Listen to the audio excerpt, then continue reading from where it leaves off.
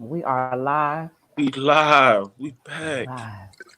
Yes, yes, yes. It is Tuesday. In the great month of August. Yeah.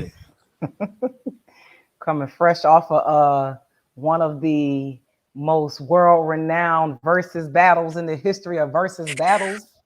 Talk about it. Talk about it. What? I think it's still trending. I think people still talking about it. Of course. Of course. Man, that was that was epic. It was. It was. That jump was crazy. Crazy. It was, what was funny? People from the South, like, they didn't think it was gonna be as big, but people up north was hyped. Like, we was Right. like, what? Is y'all crazy? Like, Yeah. Yeah, because if you from up north, then you already know what it is. You know what I'm saying? yeah, yeah. You already know. Jada was just, yes, Jada.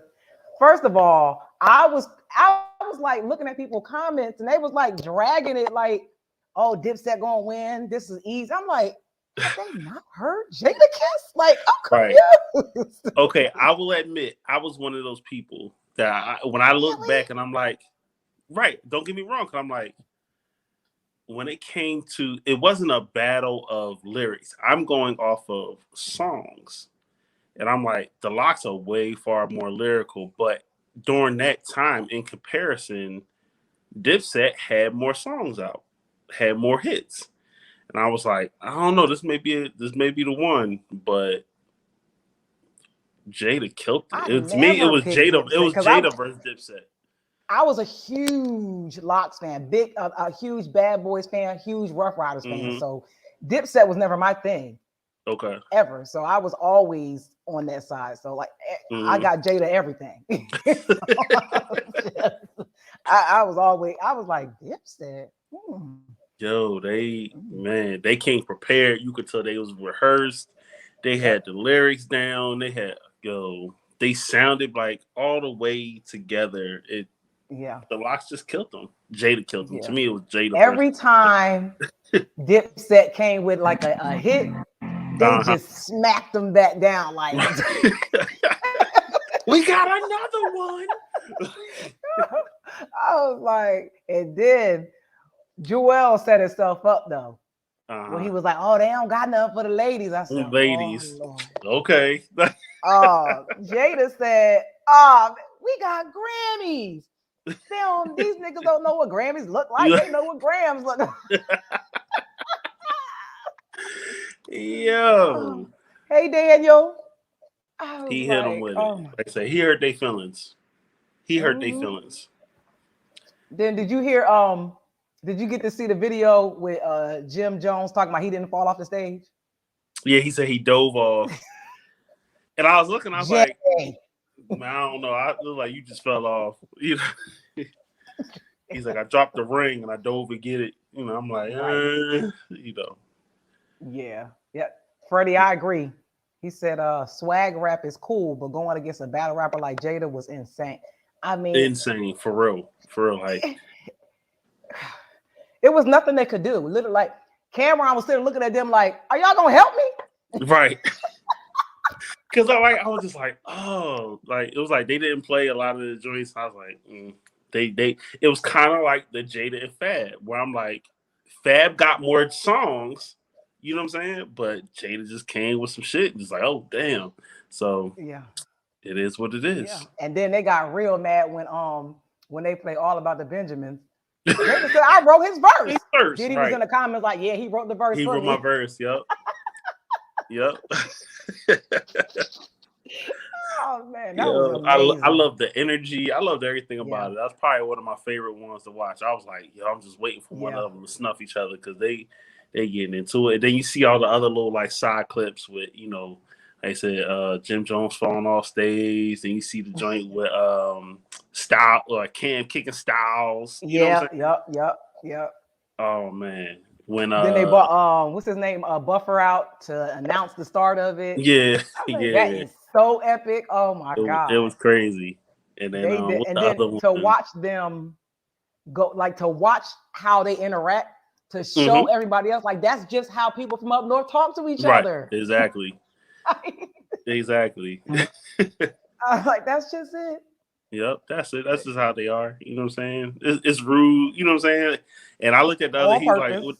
they got a little. What he called it? He said we just got chippy with each other. It was like, Chippy. okay, Chippy. Yeah. that's all it was. You know, you gonna talk your shit. You know what I'm saying? It's all in good conversation.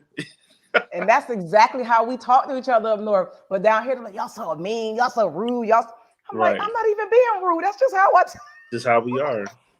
Just how we are. Y'all, just, Yeah, y'all get a small glimpse of, you know what I'm saying, up north interaction. Yeah, that was amazing. Crazy. Jada was like, "Shut the f up." I was. Let me talk. Let me talk. That was amazing, man. And then he took Jewel's bandana and threw it in the crowd. Oh my God. Yeah, Wayne, he from Brooklyn. Hey. That's just how you talk. Yeah, that's it. Yeah, the female.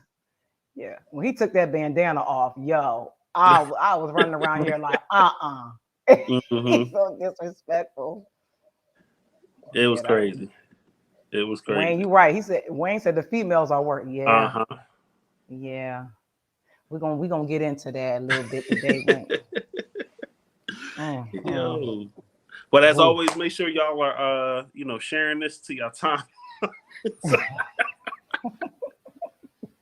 You know what I'm saying? Help people out. You know what I'm saying? Yeah, share. We need y'all in here because like these topics, we need some experiences, see what y'all be going through out there. We need to hear everybody's interactions because there's a lot going on right now in these streets.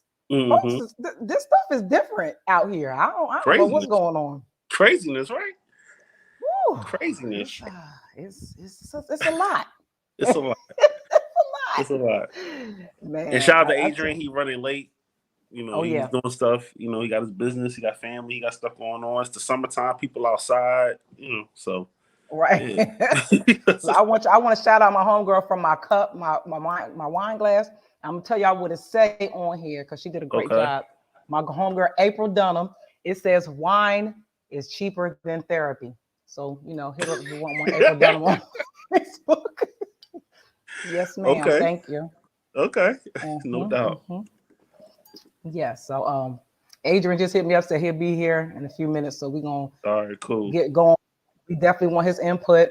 I definitely want to hear. I for real, y'all. I need the men's input today because for some reason, I'm listening. Go ahead. With these topics that we have, I do a lot of research throughout the week, collecting data. That's just me. I'm always looking for topics and stuff like that. But I also want to get like all different sides of input from everybody. And for the most part, when it comes to women being held accountable for stuff, they just don't. I don't care which way you say it, how you put it, how you label it. It don't matter what you say. They just not trying to take accountability for it. I'm not saying all, but for the most part, when I'm doing my research and I'm collecting data and I'm just looking at different things, it could be all different spectrums of information. But when it comes, it don't even have to be about dating. But if it has anything to do, in particular, with a Black man telling them something, they don't want to hear it. They just don't want to hear it. Okay. I don't know why, but I want to get into those topics and I want to get some feedback from the men with their experiences and get some women in here to chime in with their experiences to maybe clarify why or if it's opposite for them, Right. Because it's just, I feel like we're all on the same team with the same goals, but we fighting each other. And I'm not sure why. So we're going to go with the first topic. Okay. And the first topic is, okay, so women run down this list of what they offer, what they come to the table with. I got degrees, I make this much money, I own my own house, my own car, I cook, I clean. They always have this same like generic type of checklist that they run down. And that's like pretty much to the guys that they want to date. So if these women have this list of things that they offer, but what does the man that they want to date or marry actually want? Like they have this list, but what is it that the man actually wants? Do they want the stuff that the women are listing? Because women seem to keep coming up with this same list of things that they want, but are they asking the men that they want, is this what they want? Because it don't seem like that list is congruent. I don't, maybe I'm wrong, but these people with these lists seem to still be single. And men keep telling them what they want. Right. For some reason. Adrian, you just getting in. Go ahead, bro. I'll let you answer that one. I just came in on the middle. You know what I'm saying? So you might have touched on a little bit. So I'm not sure. I can't jump right in. You feel me? That's just the first topic. We ain't talking about nothing but the verses. Oh, okay. So the first question is: the women have all these things that they offer, but do the men that they want actually want what? Do they know what these men want? Nah, they don't. Okay. Nah, they don't. Not at all. I don't know if they typically care. I feel like, a lot of times they know what they want, quote unquote, right? And so it don't matter what a man want. They feel like they check all the boxes based off of things that they've accomplished, where they are in life, but they don't realize that doesn't matter. Like, we don't care. So, it's going to be a lot of delusional women out here, to the end of time, but it is what it is. Y'all laughing? I'm serious. He said delusional. I don't know if I could go and say they're delusional. Well, how would you? I would say some just don't listen to understand, or they don't. They just want. They really not really comprehend. Not I won't say comprehended. They're not really taking in what we're saying about what we want, don't want, what we're and what we. Because most men say what they mean. Whether it's we want a relationship, we don't want a relationship, we want kids, we don't want kids. I like ABC, I don't like da da da da. It's usually, we're very literal. We're not right. So they're hearing what they want to hear. So they delusional. Okay. Like he over here trying to beat around the bush, like trying to give it a nice, pretty, low definition. Like, you know what I'm saying? I wouldn't it's want still to a pig. You can put a bow on it. They're ignorant. It's still a pig. I got you. Maybe they're just ignorant to what we're saying. I don't want to call them delusional though. Or do you think that they think they can change you or make you change your mind? I think that's what happens most times. They think that they can change us to what they want us to be or to what they like, and that's not always the case. I mean, that's men don't want fixer-uppers. Women do. You know what I'm saying? Mm-hmm. Women think that they can fix up a man, change his ways, all this and that. Like, we ain't trying to change you. We want you already coming the way you supposed to come. Right. You know what I'm saying? And we want you to stay that way. When women like, I can take this lemon off the lot and turn it into a Lexus. Yeah. We're not dating. In some ways I would say we're dating the potential, but we're not dating the potential. We see the greatness in you, and that's what we like. That's what we attract. That's what we appreciate. We're not asking, to you to, be different. You know what I'm saying? I ain't never dated no potential. Right. I dated what I saw in you, and I knew what I was getting myself into. Right. I never dated because, I think she could be great. No, she was already great. You know what I'm saying? Not because, potentially. No. That gets you in trouble. Yep, sure does. Because if that lemon stay a lemon. Yeah. Go ahead. And that's how people end up with these baby daddies and baby mamas that they don't want. Mm-hmm. Because they sleeping with people just because, and then you end up with a baby. No, that ain't what you really wanted. And it was a lemon, a real lemon. But that's what I'm saying. Like, I think. See, this is the issue too. Like, I think everybody needs to be honest with what they want and be okay with that, right? Mm-hmm. See, that's part of the problem. Like, people try to Like, nah, that's not what I want. Yeah, beat around the bush when that's what they want. Like, own it. If that's what you want, own it. Right. Whether you can get it or not, own it. Yeah. Yeah. Here we go. Marlon, I like this comment. He said, I don't think these women care about what men desire. They see themselves as such an asset because of what they own or how their bodies look. You are 100% accurate. I agree with you 100%. I actually think that when Adrian says delusional, I agree because women have been lied to by their friends, their significant others, their children, because the people that are around them are scared of the backlash. So, like, if a man is doing something wrong, women all day long can tell them how wrong they are, what they need to fix, how bad they are, if they suck, if they're fat. They can say it all day long. Men take it, they fix it, whatever. If you say one wrong thing about a female, if a woman posts a picture right now and she overweight and look a mess, everybody in them comments gonna say she looks great. If somebody on there say, babe, you need to go lose some weight. Oh, you being mean. Why would you say that? Oh my God. Body shaming. You hating. Can't do it. Nah, you can't. do it.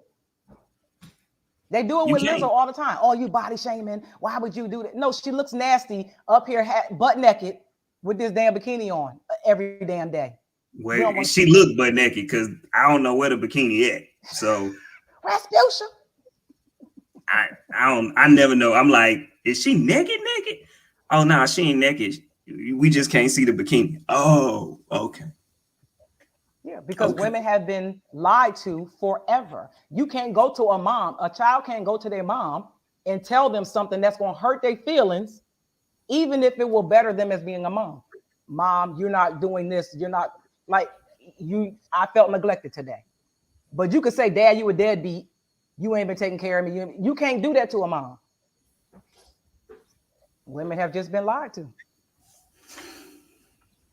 That's why I tell men, like, right, when you're in a relationship, you the man. You the man in the relationship, own that position because it's your fault. I don't care what happens, it's your fault. So you need to go into the situation knowing that automatically it's your fault. So that means you need to CEO your relationship the way you want it to go. Simple. You know what I'm saying? Women want a man that's going to stand up. Yeah, a real man's going to hold their woman accountable. No matter how much it's going to hurt her feelings, he's not doing it from a place of ill intent. So if he care about you, he going to call you on your shit and make sure you're the best version of yourself. If not, he going to do just like what Daniel just said. He said guys trying to get with them will say anything they have to say, and they will. Yo, if a guy telling you anything, he just wants them draws. And the problem with that is that women believe that having sex with somebody equals they like me, equals I have value. Nope. No. Better because cut that out. If you listen to any episodes of Kevin Samuels, I know people don't like him, but the women on there always say how many guys they had sex with, or how easy it is to get a man. But he's like, okay, but how many serious relationships have you been in? Have you ever been married, proposed to, or anything? No, but I sleep with them. He's like, that's easy. Women equate successful relationships to sex. Mm-hmm. It's pretty sad, man. It's pretty sad. It's pretty sad. Get any man I want. Now you can get any man you want to sleep with you. Right. But I don't, women don't equate that like, I can have any man I want. I know women that since I've known them have always been in relationships, dated, that type of thing. And basically the thought process is the same thing that you're saying. But it's like, why you ain't been kept though? You can get a man, right? I mean, which is true because I always see you with a man, but ain't nobody trying to keep you. So at some point, you got to look at yourself and say, man, why ain't no man trying to keep me? Like, why ain't nothing sticking when that's what you want? You know what I'm saying? Especially if that's what you want. Yep. And you can't understand why you're not being kept. Yeah. you need to look in the mirror. And sometimes I think people just don't want to do that. They don't want to do the hard work and look themselves in the mirror and say, you know what? I'm flawed. There is something wrong with this process. And I'm the common denominator. We all got friends like that, right? That's every relationship don't work is the other person's fault. Every single time. Like every single time. Right. Like, yo, how? Not an option. Like, how is it always the other person's fault? Right. Always. But then, especially when you see the person and eventually they end up being with somebody else, end up getting married, you're like, hold up now. Something ain't adding up. 1 + 1 ain't equaling 2. Because these dudes you was talking to is getting married. Like, so having families. Right. So clearly they wanted the same things you wanted. But you said they was all messed up and jacked up. Okay. Not looking in the mirror. Nobody not being held accountable. Something ain't right. How we all got that's the common goal, the same goal. I feel like, why is that? I feel like a lot of women are scared to lose their women friends. So they won't tell them. And I had this conversation with a woman like, yo, do you tell your friends the truth? Like, nah. Like, for instance, they going out like that dress look tacky. Like women are not going to say it. Like, yo, go put something else on, man. You're not going out looking like that with me, man. Like women gonna let their homegirl go out. Oh, girl, you killing them with it, boo. Ooh, girl, take a flick for the gram. Looking like hot mess. Hot mess. Yo, cut that out, man. That ain't your friend. Y'all ain't friends. I wish my friend would be like that. First of all, I can't even keep a straight face. So I'm no, ma'am. That ain't it. You know what I'm saying? I equate that to my friend not telling me I got a booger in my nose. Like, you gonna let me be in all these people's faces. You see the booger, and you ain't gonna tell me that. Bro. Go get that. A lot of times it's jealousy with women too. Oh yeah. Oh, so the friend that will step up and say, you know what, boo, you ain't killing them. Oh, she just hating. Oh, she just mad. She hating. Okay. All right. Yeah. Hey man, talk to your peoples, man. Oh man. Damn. I don't know. Talk to your people. Come with me looking a mess.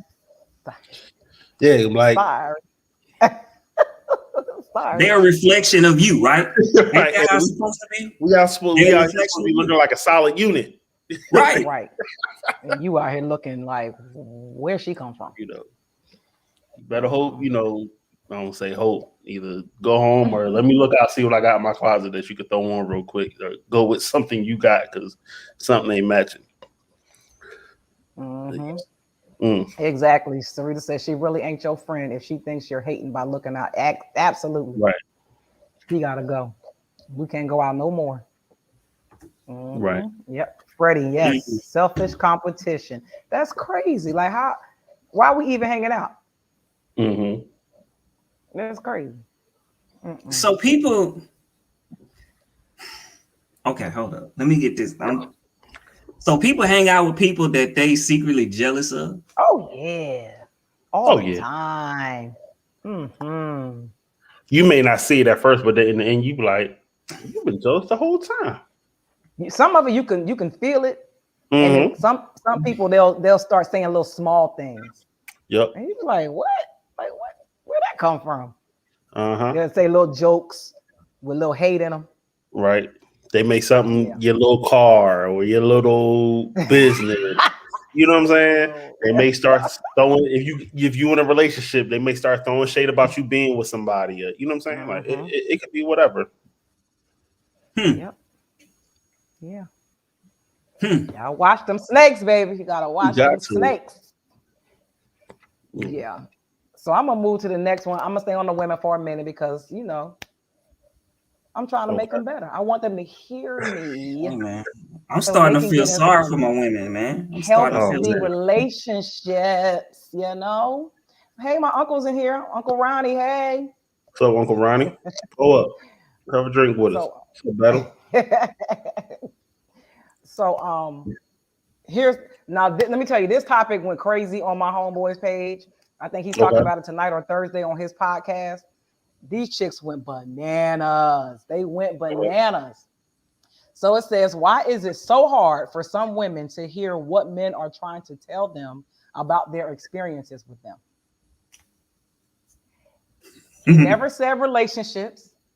He just said their experience. They just went all the way. They always go to relationships. And then at the end, he broke it down and said, I didn't even say anything about relationships. That's just how low y'all value me, value black men. He said, what about your sons? What about your brothers? What about any black man that just can't come to you and say something without you being offended? Whether it's work or whatever. Yeah. I mean, that's the question is to the women, so I can't answer that. So I don't want to answer. I feel like, well, my answer was one, like I said, women from the older generation of women to us, they've been telling us and beating us in our head with the men ain't shit, don't trust a man, you don't need no man. So that's been drilled into our brains. So the value that a lot of younger women have in black men, it just was never there. They didn't respect them. They just never valued anything that they had to say anyway. So going into any type of situation with them, they always look at them as less than. I'm taking care of myself. I don't need nothing. My daddy wasn't there. They just didn't look at them that way. So that was one aspect of it. And then when you have women being lied to, like they're the prize, they're the only prize, men should bow down to them. There is no equality. Women are just a shit, happy wife, happy life. That whole thing, women have never really had to listen or adhere to a man, or black women anyway. Like we're literally the only race that does that with their men. So that was my answer in there. And I got blocked by several women. They was yelling at me, all kinds of shit. I didn't care, but I'm like, it's not my page. I'm not friends with you anyway. And I'm like, they just want you to hear. They just want you to hear them. Like, listen. Be heard, understood, respected. And one more thing, Adrian, if a woman has an issue with the black man, as often as they say, they need to check the black men that they have in their lives. What is it? And if we're talking, because they were talking relationship, if the black man you can't trust so much, that's your picker. That's something that you're doing. That's something that you're attracting. So if you haven't had good examples of black men, that's your fault.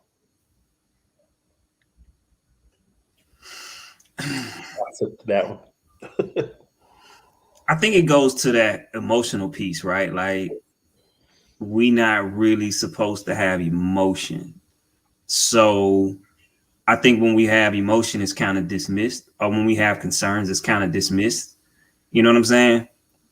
Because that's just not a piece that we typically have, or you know what I'm saying? Like, so let's keep it where you were talking about, like even with your parents, man, or with your mom, it's just kind of like, if you raise a concern with your mom, normally it's just kind of like, boy, whatever. You know what I mean? Like it's always an excuse, or it's always a dismissal. You know what I'm saying? It's never really a conversation of validity of your feelings. You know what I'm saying? So that's where it starts there, right? We know that happens a lot, especially in our community, where we're dismissed. So not only you get dismissed from your mom, now you get dismissed by the women that you're around a lot, and they don't want to hear what you're saying. And it can be a tough situation, and you go through life not listening. And then society tells you that they just complaining or don't even listen to them, you know, because y'all running y'all houses now. So it don't even matter what they think, you know what I'm saying? They backseat to y'all. So it's kind of a tough situation that we've been kind of put in, especially for the last few generations, right? That's what it is. You know what I'm saying? That generational curse being passed down. And they don't understand why. You talk so bad about black men, but you steady having them. You know what I'm saying? Steady having them. One way you having them. Another black man. You know what I'm saying? And then you don't teach them to be the men that you want. I don't get it. I don't get it.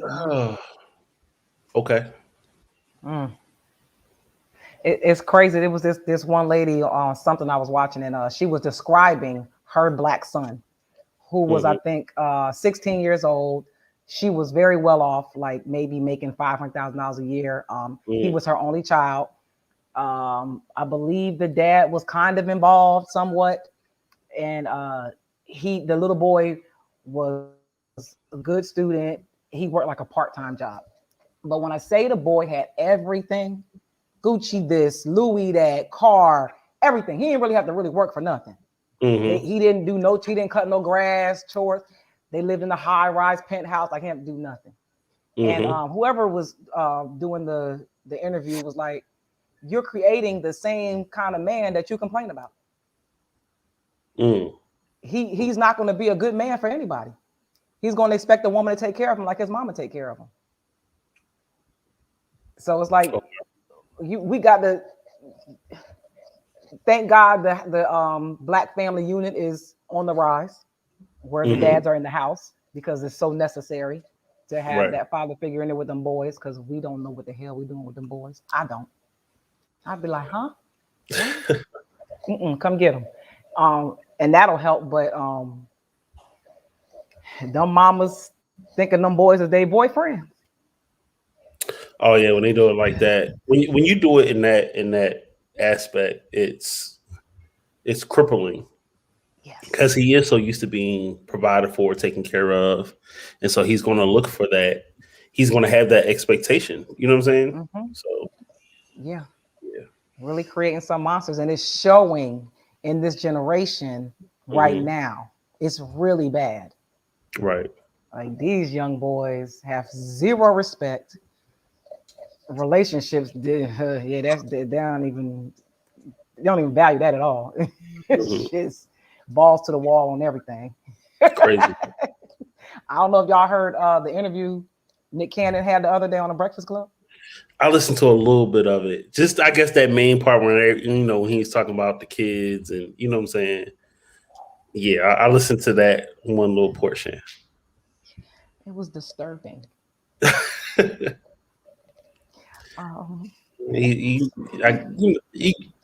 Sometimes people are free thought, or they have these experiences, that have them think this way. And I'm just like, I understand. I don't necessarily agree, but okay, I understand. And obviously, it's enough people that are cool with his way of thinking because he's got what? I don't know how many sets of twins, like 2-3 sets of twins, and then all these other kids. So yeah, I was disturbed because I have no problem with adults doing what adults do. None whatsoever. Have no problem with it. My issue was that he thought it was okay that all of these children are in all these different states, in all these different houses. And when they asked him about the time that children need with their dad, he said, "Oh, time is just a Eurocentric, delusional thing that doesn't really exist." Oh, I didn't hear that part. Excuse me? I didn't hear that part. Oh, goodness. What? Yeah, I was just a Eurocentric. Okay. Yeah, I mean, it was that's disturbing. Remember, that's how he looks at the whole relationship process as Eurocentric. So right. I heard that. And I was cool up to that. Yeah. How you view relationship, that of course you sound like you jaded. You mad something happened with Mariah, the marriage. I get it. You don't want to do that again. Y'all could do whatever y'all want as adults, but you got all these different babies.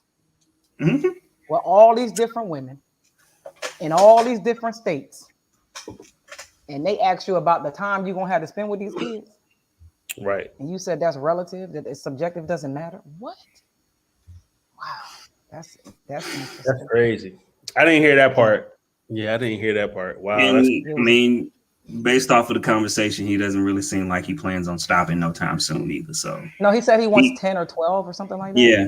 And he pretty much put the onus on the women and saying that, well, they know what they're getting into. So, you like, wow, bro, like,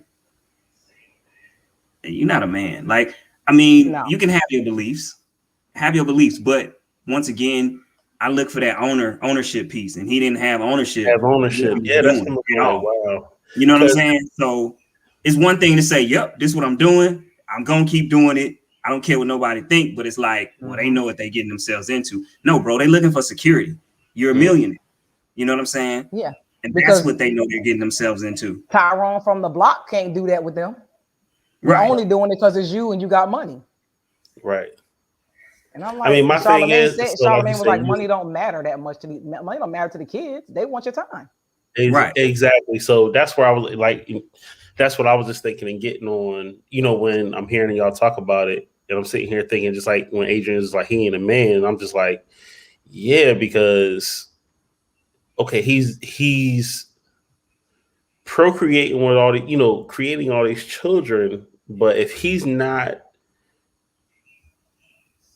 really taking the time and investing in raising these children, you know what I'm saying, outside of just the financial aspect, right? You know what I'm saying? Because I'm pretty sure all of them are, you know, I would hope that, you know, he's, you know, making sure that, you know, the children are financially, you know, provided for. But if he's not giving them the physical stability of being there, the emotional stability, you know what I'm saying? Like his presence and all that, you know, with all the kids, nah, you ain't right, bro. You know what I'm saying? Like you need to be more mindful. You need to just build yourself a compound or buy yourself a fucking cul-de-sac and have everybody in the cul-de-sac and y'all, you know what I'm saying? Y'all stay there. Right. Somebody actually mentioned that. They were like, why does it? He was like, this ain't even poly. This is so out of order. He said, even with the poly lifestyle, it's a family unit. Right. Everybody's in the same house. It's a family unit, yeah. I mean, because like, he's just out here being reckless. I mean, we see how detrimental this can be, right? You know, flipping over.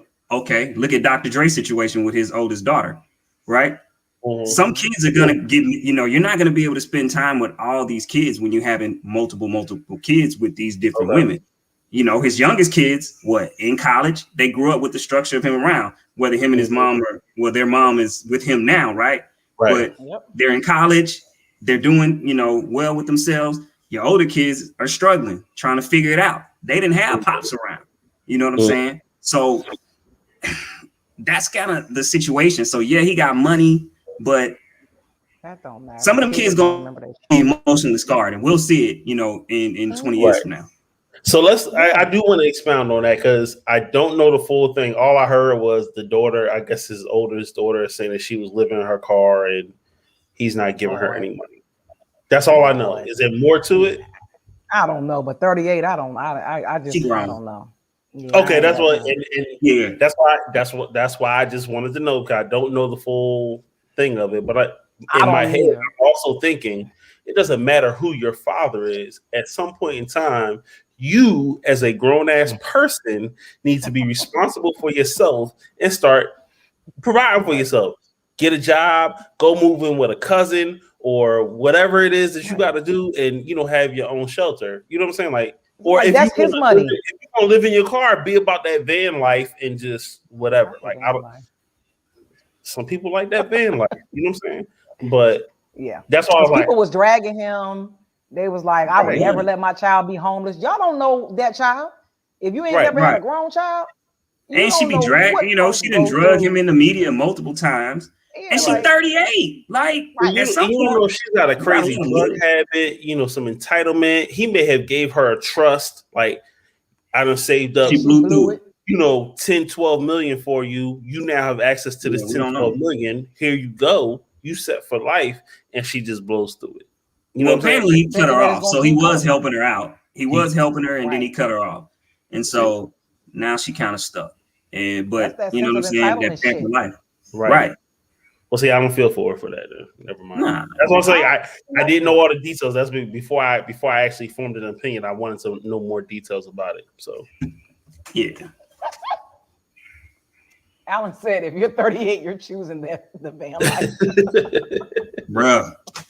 Oh, that's what I'm saying. 38, single, no kids. Be about that van life. Get you a dog and you straight. What are you doing? Yo, see, now you can see the country. Right. You park at Walmart's. That's all you gotta do. You straight. Hey. Shut up. Now that we done brought up Dr. Dre, the next topic was prenups. Oh, since we talking about Dre, all right. Are So y'all what is she against getting? or for? She's getting what, 300,000 a month or 30,000 a month, something like that. 300. It's Put another zero on 300,000. that, brother. Okay. And then So what? She getting 300,000. Kelly Clarkson husband getting what? 200,000. all right, so Something she's getting $3.6 million a year. Yep. To live her best life. Worth Long as she over didn't $1 get billion, married. right? Yeah, long as she don't get married again, she keep getting that money. But the dude is over this. But homeboy is worth over $1 billion. Mm-hmm. So 3.6 million a year. He's straight. Like, Oh yeah, no, I don't think. I think he would probably rather just be like, look, here go 30, leave me alone. Yeah, here's 30 mil. See me in 10 years. Like, yeah, you know what I'm saying? Get out of here.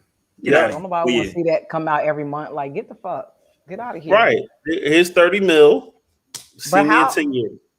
But how he worth that much and gotta pay that? But Kelly Clarkson ain't even close to being worth that much. Yeah, nah. Kelly Clarkson, what, about 30 mil, 30, 40 million? She worth about 30, 40 mil, I think, right now. Right. Damn. And she gotta pay 200,000 a month. Hey, the lawyers. It's not a game. The lawyers. Y'all are y'all for or against prenup? I am pro prenup. Mm-hmm. Me too. I'm kind of on the fence. It just depends on the situation. I'm one of those. It depends on the situation. I think everybody should have a prenup. What Kanye say? Because I feel just if you with somebody that you love, it'll never come into play. It's just a piece of paper. It just depends on the situation. And that's all that marriage is anyway, just a piece of paper. Let me stop. But it just depends on the situation. And that's just me. Now, why? Mm-hmm. Okay, if I'm worth 30 mil and we meet and you ain't worth a mil, then I probably need to go on and get a prenup in this situation. Mm-hmm. But me personally, like, I don't think I would even be with somebody if I was worth 30 mil that wasn't worth a few mil themselves. So I don't know. First of all, I don't care if I'm worth 70,000, bitch. We signing a prenup because I don't know how much I'm gonna be worth later. If I'm worth 70,000 and 15 years later I'm worth 40,000, 40 million, I gladly give you 20 million, man. I don't care. You ain't getting nothing. You're gonna leave what you came for. You ain't getting nothing. No, I'm all for the prenup, especially if you're coming in with something of value and you want to protect it. It's basically it. It's just you. And I like my military retirement. I don't want to give that to anybody. I don't think a person that Didi marries now should have access to her retirement and pension because she served and earned that retirement. You know what I'm saying? Without him being involved, and so why should he be able to get that? And then also, you get what I'm saying? I get it. I would hope that the person, I feel like I'm a good judge of character, that if it didn't work out, none of this will really come into play. So, you know. Oh man, listen, let me tell you something. This what Jen just said. It's all fine and dandy when you're in marital bliss, but people change a lot when divorce comes into play. Yes, it does. Hey, listen. Yes, it does. These hoes is crazy. You know what I'm saying? Like I said, if I'm worth 40 mil, I gladly give you 20, man. It is what it is.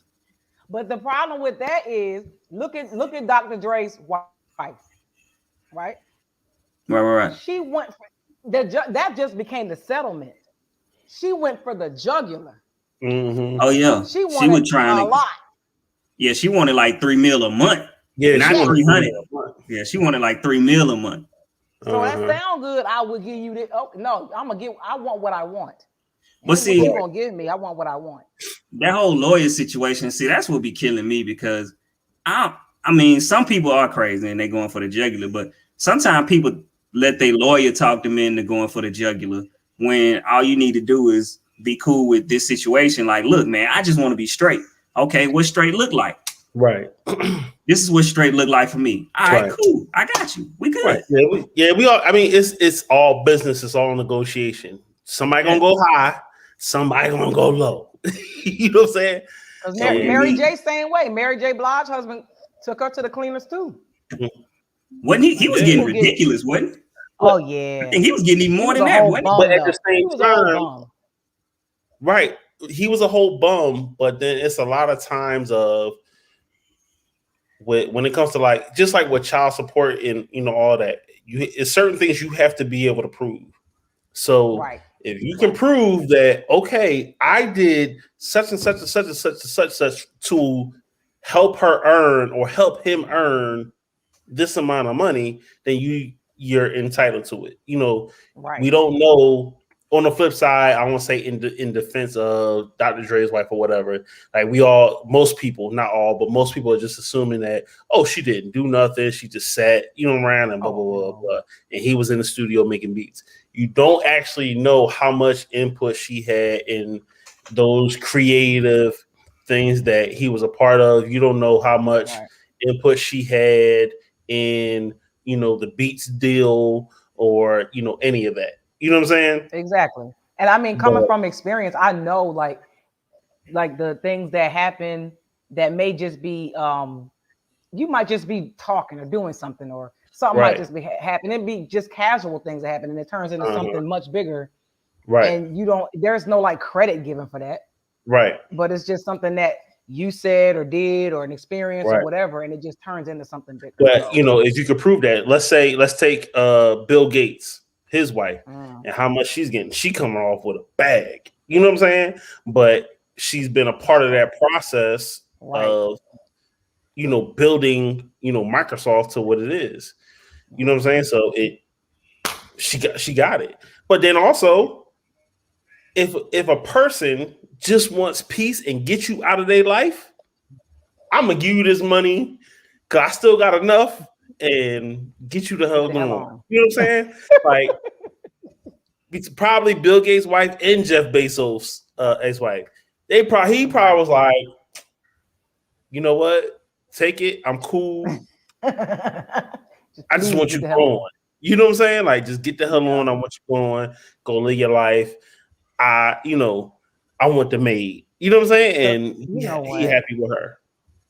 Because they got so much money, they don't even care. That's what I'm saying. At that point, you don't care. Like, my lifestyle, if I give you this 350 million, my life is not going to change at all.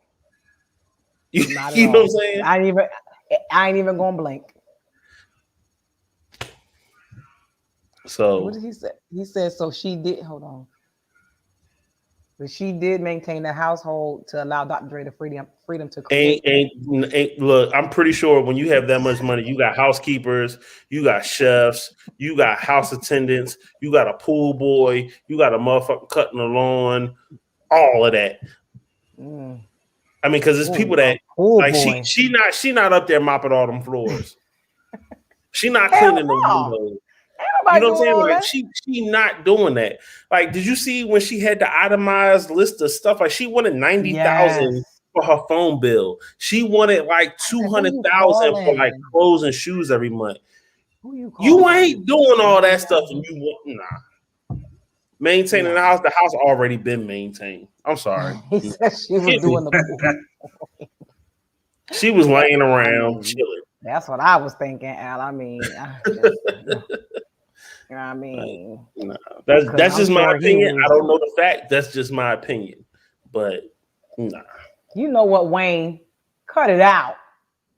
Wayne said, nope, I'm not going to divorce you. You're going to stay right here while I make all these new free female friends.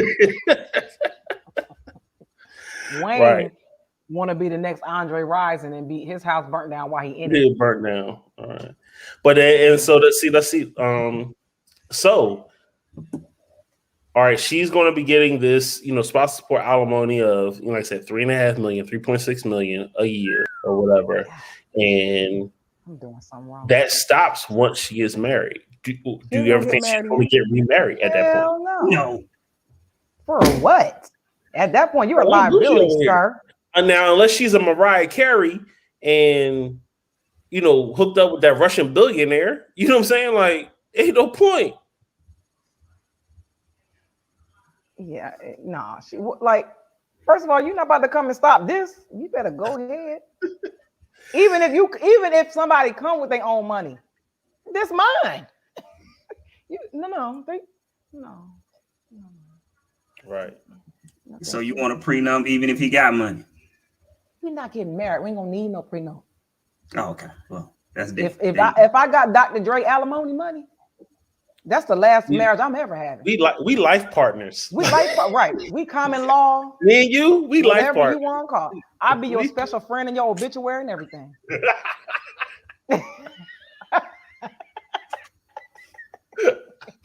You gonna be the one singing Mary J. Blige at the funeral, right? Oh man, we lost the real one today. We lost the real one today. She gonna be mad too.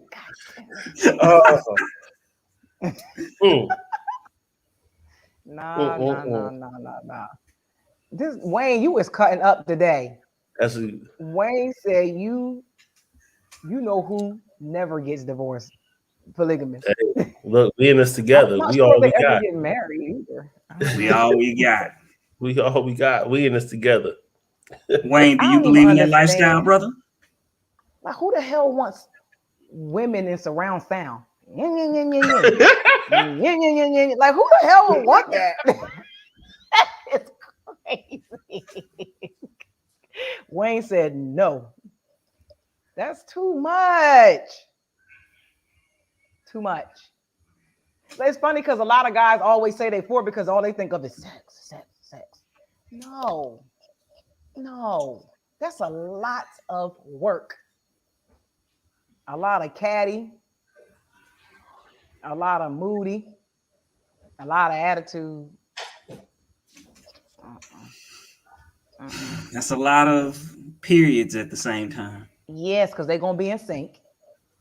Who the hell? I don't even know why. That's just crazy to me. How about just be single and sleep with different women? Wouldn't that just make more sense?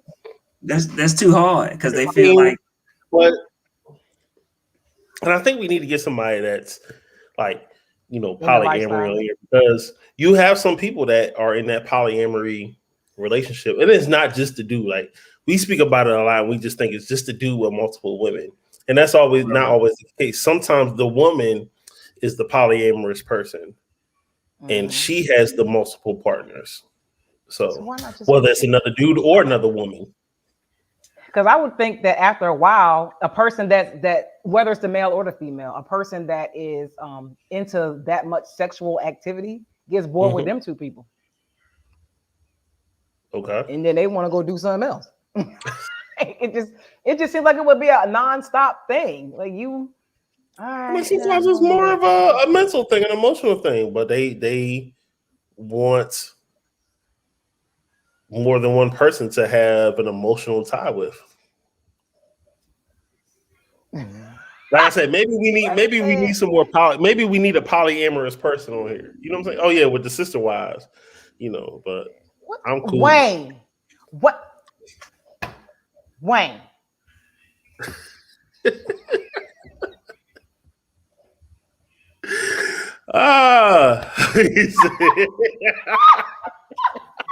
Oh man. Oh Wayne. Oh my God. Wayne 1-1. Oh. Okay. Well, you know, that sounds a lot. That sounds like a lot of work too, Wayne. Thank you for that visual. We appreciate that. Cowboy Wayne from NYC. Okay, that was a lot. Yeah. I don't know about no poly. I can't. You can't do poly? You don't like the shit? I had one threesome and it lasted about 2 minutes because I was like, oh hell no, get out. Nope, you touched her, get out. Oh my God. No. I can't do it. Hey, like, No, I'm no too guys to jealous see for it that. through. You can't see it through. No. Mm-mm. Nope. That ain't for me. I It don't ain't even for want you looking everybody. at another girl. So Ooh, no. are you really that jealous? I've come So a you long way. went to the strip club with your man? Yeah. Oh, okay. Mhm. I ain't worried Wayne about them said he hoes. had Wayne said he had a 1.5 some. Wayne, you gonna have to tell us what that means, brother. Yeah, because Wayne, you had one and let a me half. So find out that it was just a midget. I'm gonna scream and holler on here. one and a half. So he got a Wayne, he got an hand we job. need That's all it context. was. One participant and one observer who was What? oh okay Okay. directing oh hmm. Oh, okay. Got you. Well, all right, Left, Wayne. right, left, in, out, Right. in. Right, like Person was directing a voyeur. Yeah, yeah. Been through that before. oh, okay then. Y'all wow. I don't think so. I mean, it's part of Oh, the don't freedom, I bring your guess. ass in here. But all right, you got any more topics? That was the last topic, the prenups. That was it. Oh, okay. That was it. Yeah, shout out to I do a prenup. Oh yeah. Yeah. Oh, It did y'all see depends. the governor was it of New York? Cuomo just resigned. Oh, he did. Cause I thought that he wasn't. Okay. He just resigned, like right before we got on. Does that? Do you think that signifies guilt or admission of guilt? I don't know. I mean, he's been so adamant this whole time, even after they said Hmm. he was found guilty or whatever. He still was like, "Nah, Hmm. I'm good. Like I didn't do it. I'm not going nowhere." And then now he just all of a sudden resigned. Wow. Hmm. I don't know. I do know that a lot of men in power do things that they don't think are sexual harassment because at the time people don't say anything. Hmm. Um, it may not be like very extreme, Hmm. but I've experienced it and didn't say anything because I'm like, whatever, Hmm. not good, not good. But yeah, I don't think that they think certain things that they do because they aren't like super aggressive or super sexual that they are considered sexual harassment. Got you. So, and that's where I'd like to. I don't know. Maybe we can delve into that. But that may be another episode. But where is the threshold of what is now considered sexual harassment? Because I I think know if I you remember when we were in Korea and AFN commercials, every other AFN commercial was sexual harassment would not be tolerated.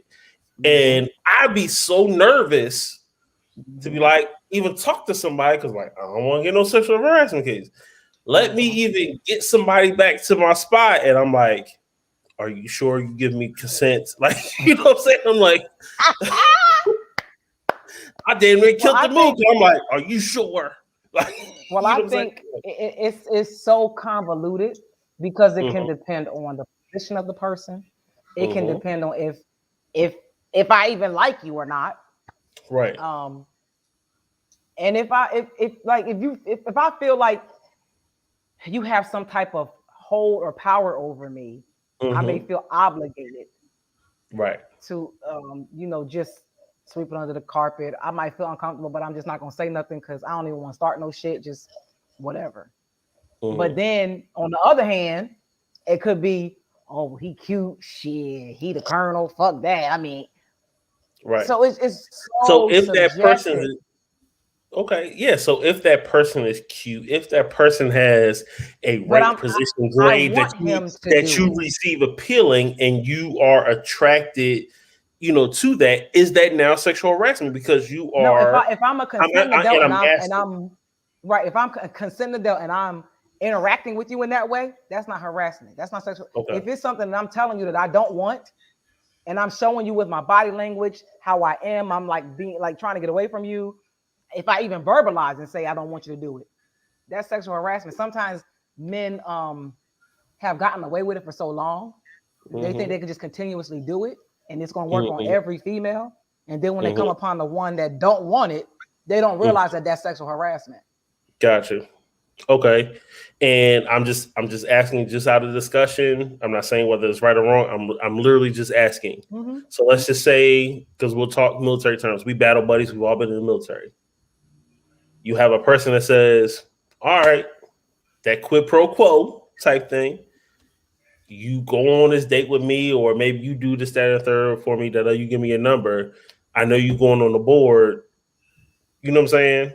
I'll make sure you get a good score on that promotion board. And you do it. You voluntarily do what this person is requesting. Like I said, it's quid pro quo. As Is that as now the considered sexual subordinate, harassment? yes, as the subordinate, Mm-hmm. the onus is on the leader. Got you. The leader is supposed to be the moral compass for that Mm-hmm. whole interaction. That shouldn't Got even be a conversation. Mm-hmm. Because at this point, the subordinate is doing like shit. If I get on the board, all I gotta do is go out. They think and get I on the do is board. answer these questions, and I'm good. They think and get on the board. If my higher up is telling me this is what I gotta do, I don't know. I may know. I don't know. I don't know what this is a new unit. I don't know what the situation is. If I do know better, because me higher ranking, I would have been like, hell no, I'm going to motherfucking EO. You know you're wrong for this shit. Gotcha. But most 9 times out of 10, a higher up is not going to even go to somebody that know better. They're going to go to the weaker person that they know they can get over on, because that's just their MO, if that's what they normally do. Right. But if the person does it voluntarily, goes along with that quid pro quo, the leader is still in the wrong. They take the onus. They are the one in charge. They are supposed to know better. Whether it goes through or not, they are the one who's going to get in trouble. Okay. But there's no I guess no responsibility on the person that went along with said agreement. Responsibility in knowing right or wrong, of course.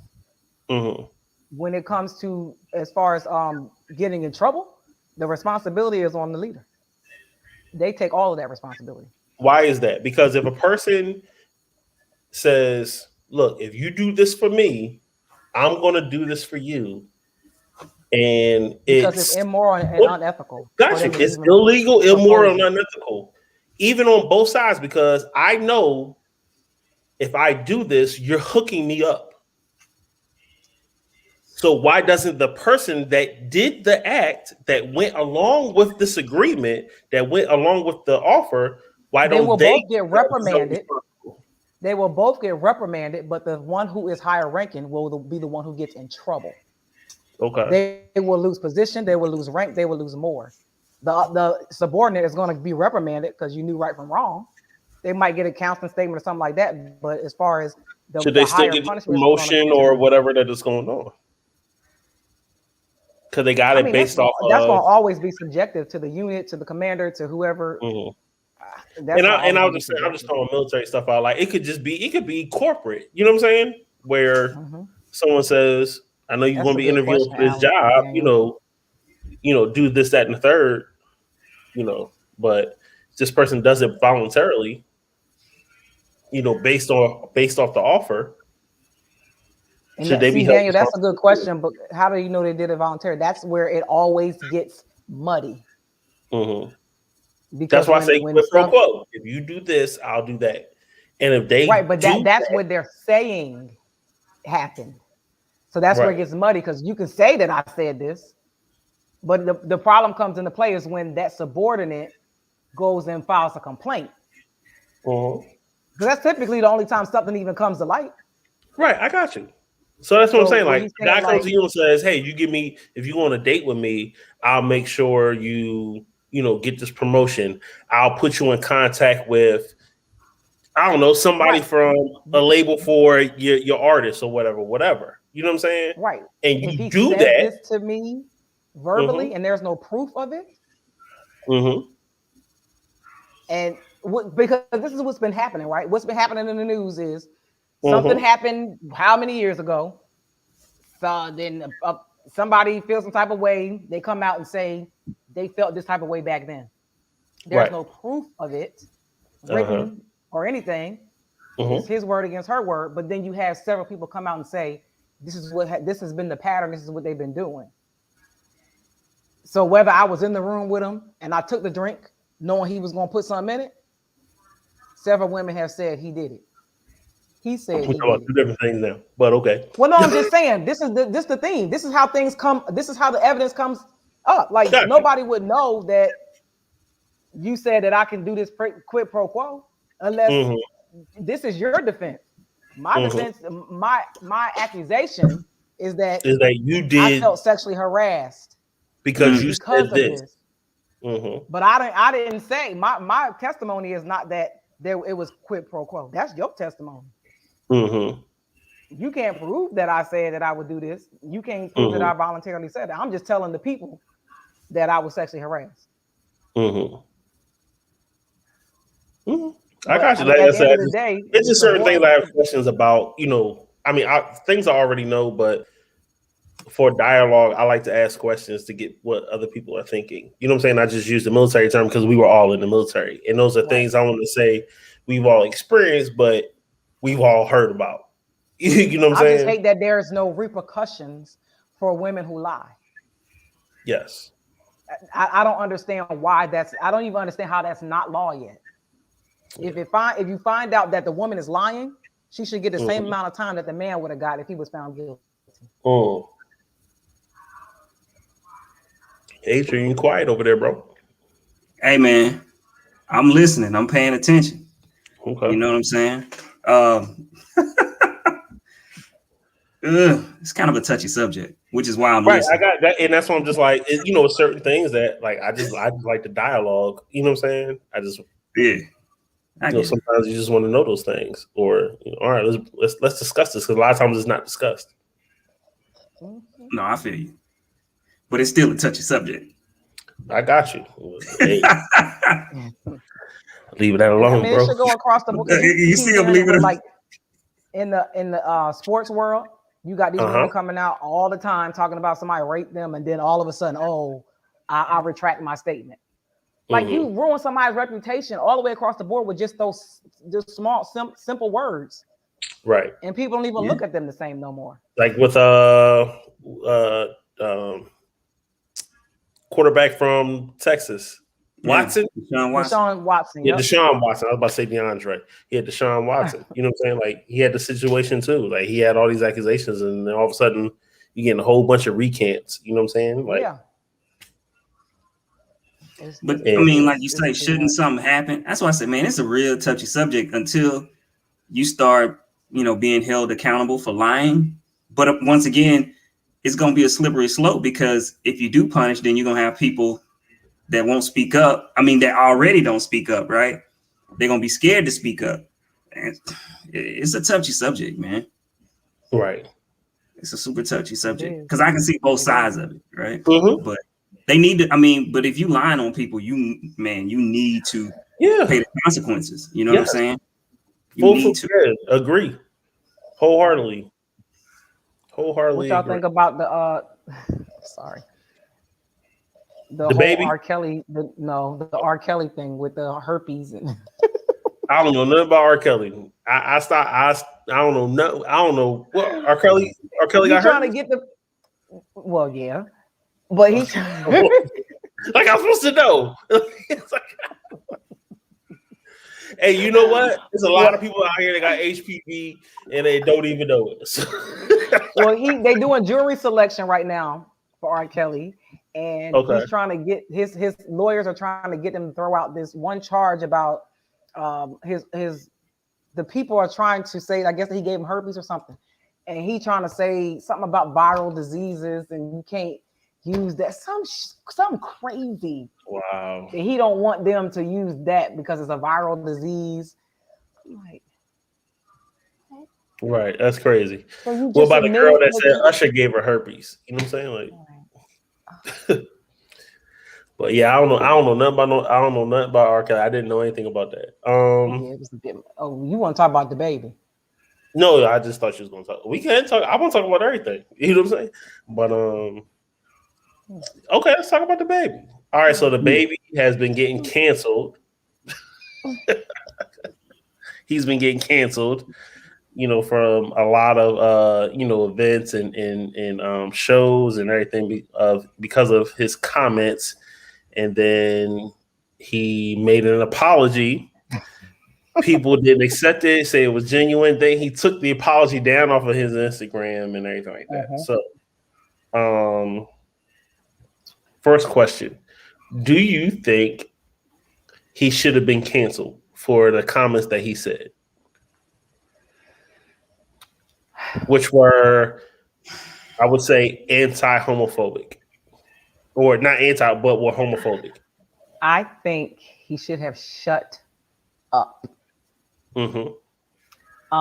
I think that his comments were very specific for a very specific reason. And because I'm kind of in there, I kind of can see what was about to happen before it happened. But I think that this is a form of buck breaking in the industry. So it's a form of what? Buck breaking. Buck breaking. Okay. Yeah. So and it's a lot of symbolism in the industry, and I'm not sure if he was aware of it. And the baby is the baby. He a real hood street dude. And if you pay attention to his hashtags from that point on, he's constantly letting you know his soul is not for sale. This industry is very demonic. Okay. And I just want him to stop talking. That's it. If he just stopped talking for about 2 weeks, go away. But the baby is the baby. And one thing about him, he is consistent in his approach to everything. Okay. And that's just who he is. I don't, but when it comes to that community, they are very mob-like. And they will make you bow down. And the industry is ran by those people. So. Okay. Adrian, I would like to hear your opinion on that one. LeBron James. LeBron James. Okay. Got you. I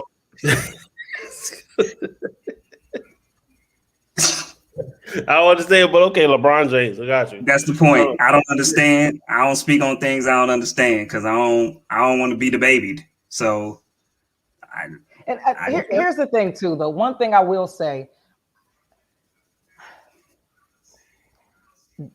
that exactly. All right. So here's my take. It's unfair for certain communities to want certain things from everybody, but it has to be at the cost of everything. I'll leave it there. Okay. Now, I guess for me, my opinions only.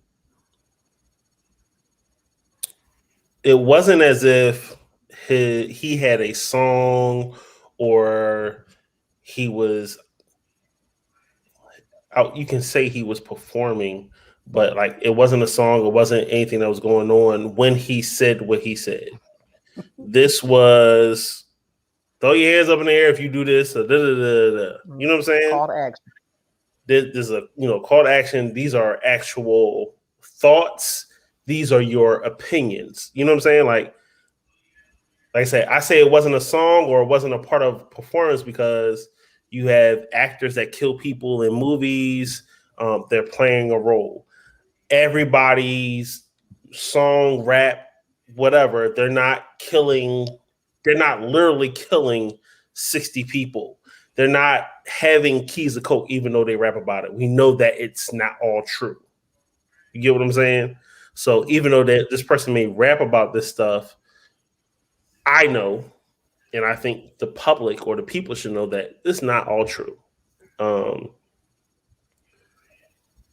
But when you start doing certain things like that and those call to actions, you're actually formulating your own personal thoughts. So I understand why he got canceled or whatever. I understand why people have issues. All I'm saying is I understand. At the same point, I look at it as, whether it's Lollapalooza, Rolling Loud, any of these other things, Article, whatever. They're all businesses. And in the same sense of all these businesses now wanting to support, inclusion and cultural diversity, you know what I'm saying? When BLM has been at the height of things and, they put stuff on Amazon. You look at NBA 2K and they got avatars with BLM shirts and justice shirts and don't shoot us and all this other stuff. You know what I'm saying? It's because it's a business and they want to make sure that they are still receiving money from a certain consumer base. And when you have someone that's on a platform that's saying blah, blah, blah, blah, blah, you're like, well, we don't want to lose X amount of dollars off of what this one person said. I'd rather get rid of this one person than keep, you know what I'm saying? Than lose X amount of people and dollars. And I think that's what happened in all actuality. Mm-hmm. I will also say that I feel like he was set up because I don't think so. If you look, did you watch his video for his song that just happened to drop the next day? No, I didn't see that. Oh, you should probably watch it. Let's talk about that. No. Put me on. Let's go deep. Let's deep dive. The song is, the name of the song is "Give What It's Supposed to Give." That's a gay term. That's gay lingo. Okay. It talks about AIDS. It talks about gay people. Okay. It just happened to drop the next day. The baby song. Mm-hmm. Now, is it in support of? Well, at the end of the video, they inserted at the end of the video they inserted a rainbow something with, and his quote was very the baby like, but the video itself is very specific to what he said on the stage. Okay. So it wasn't. It looked very random, and then that video came out, and I'm like, that's very labeled. So then, is it contradictory because what he said appeared to be what most people would say is homophobic, but then if you have a song that's about AIDS and gay people, it's not supportive. It's not. So it's very okay. So then, but he made the song. On purpose. That's what they like. If you're trying to stay relevant, you do things to spark things. It didn't go the way they wanted it to go. Got you. Okay. Yeah. Because when the video dropped, I was like, well, that's what he said. Oh, man, get out of here. That's this industry bullshit. So do you think it's industry things, or do you think because he made the song, he is controlled by the label? He can't put out nothing unless the label signs off on it. I thought $1 Billion Baby was his own thing. Oh, that's what his artists are assigned to. He signed to a bigger label. Oh, okay. Gotcha. All right. I don't know. Like I said, Adrian staying quiet. Like I said, I just have questions. I just don't know. You know what I'm saying? And I'm all for listen to the baby. I mean, that's about all I got to say about it. I listen to the baby. You listen to the baby? I listen to the baby. Okay. I mean, I got a couple songs. My only thing is, I feel like if they should, the amount of support that this community is showing as far as wanting to ban him and cancel him. Where was this when he punched that girl in the face? That's all I want to say. He punched he punched the girl in the face. Well, I don't remember that. When that happened? Yeah, at the show when he was walking through the thing and the girl was trying to take a picture. He said he didn't know it was a girl, and the girl like got too close to his face with the camera and he punched her in the face. Oh wow! It was after a show. I mean, he's made headlines for a lot of shit. You know what I'm saying? Like, so that's because that's the image that the industry created for him. That's what they wanted him to be. He ain't killed nobody. Just so y'all know, he wasn't the person that killed the person at Walmart or wherever the fuck they was at. That's just the image that they put out. That's the storyline they put out for him to get bigger than he was supposed to be. Got you. Well, I don't know him for being a killer. I know just a couple of his songs and they all sound alike. Yeah, that's what he was supposed to sign with Jay-Z. But Jay-Z and them dropped him once the whole charging thing dropped with the whole killing and stuff on the interstate out here in Charlotte at this Walmart or some shit. The security guard, it was some craziness that happened out here. They dropped him, and then that's when he got picked up by whatever label he with. Right. Yeah, we had those conversations about record labels and the plants and doing all this other stuff, but sometimes there is, to me, there's such thing as personal responsibility. You have, let's talk about, okay, so if he is punching people in crowds, not just women, people period, or spitting on people, you know what I'm saying, or he's an asshole. He posted that video of him in the mall when he beat dude up. It's not necessarily an industry thing. The industry, yes, could like stop it, you know what I'm saying, from circulating and only get so far, whatever. But at the same time, I don't think that's necessarily like an industry, like you did that shit. You know what I'm saying? Yeah. Let's see, when it comes to fame, it's a drug. So they got to keep up their image. So whatever it takes, if it feel like it's dwindling away, they're going to do whatever it takes to get right back up. So do you think this helps or hurts his career? Oh, this is killing his career. It's going to kill his career? This is killing his career, but he's making it look like it's not. Like it's like even around here in Charlotte, like everybody that's connected to him, they don't think it's going to hurt him. They think it's fine. They think he's going to be fine, that he is not going to do it. It's definitely hurting him. I said, this is what happens when there's no accountability. Because, all right, think about it. It's definitely hurting him because I think, honestly, we can say right now when it comes to rap, right? Prior to this, you look at probably him, Meg Thee Stallion, you know what I mean? Cardi B. We talking about the rappers that's like, they're kind of transcending right now, right? He's on that level. And now he's getting dropped from all of these big shows. We ain't talking about regular shows that he's getting dropped from. These are huge platforms. These are crossover platforms that he's doing shows on. And so, it's hurting.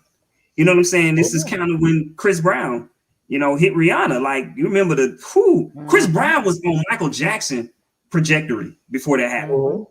Like he was like on his way up out of here. And so, hopefully he can bounce back from this, but you just see it. It's going like this right now. Because he won't humble himself. And his ego was just so ridiculous. Like, right.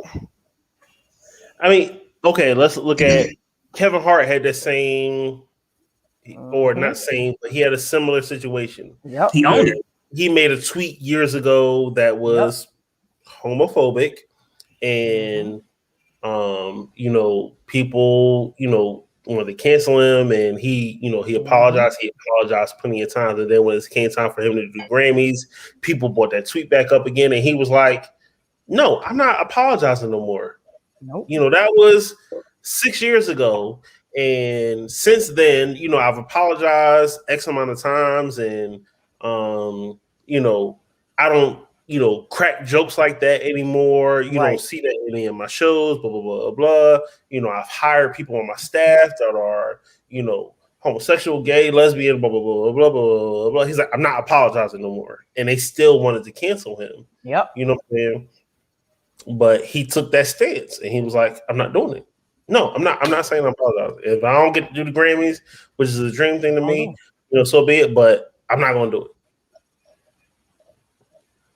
The baby was like, I apologize to the HIV and AIDS people, blah blah blah, but not the gay people.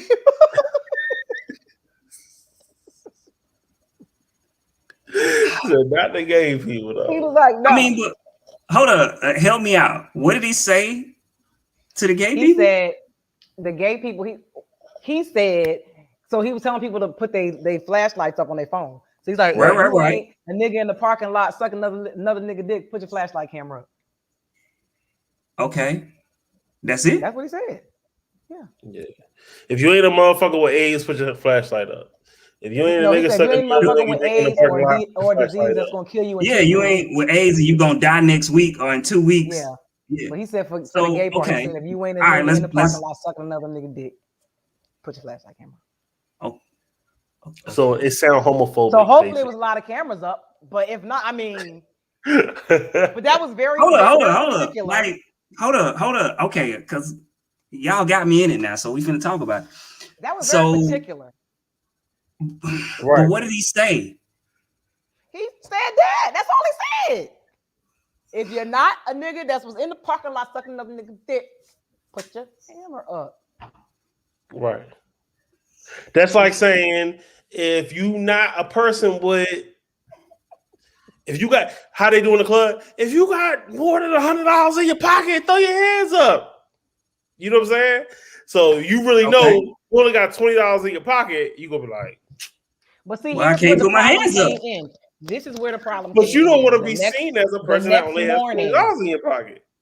Well, wait. But then the DJ. But if that's what you do, you should be proud of that. But the DJ in the background was like, yeah, because some of y'all niggas is suspect.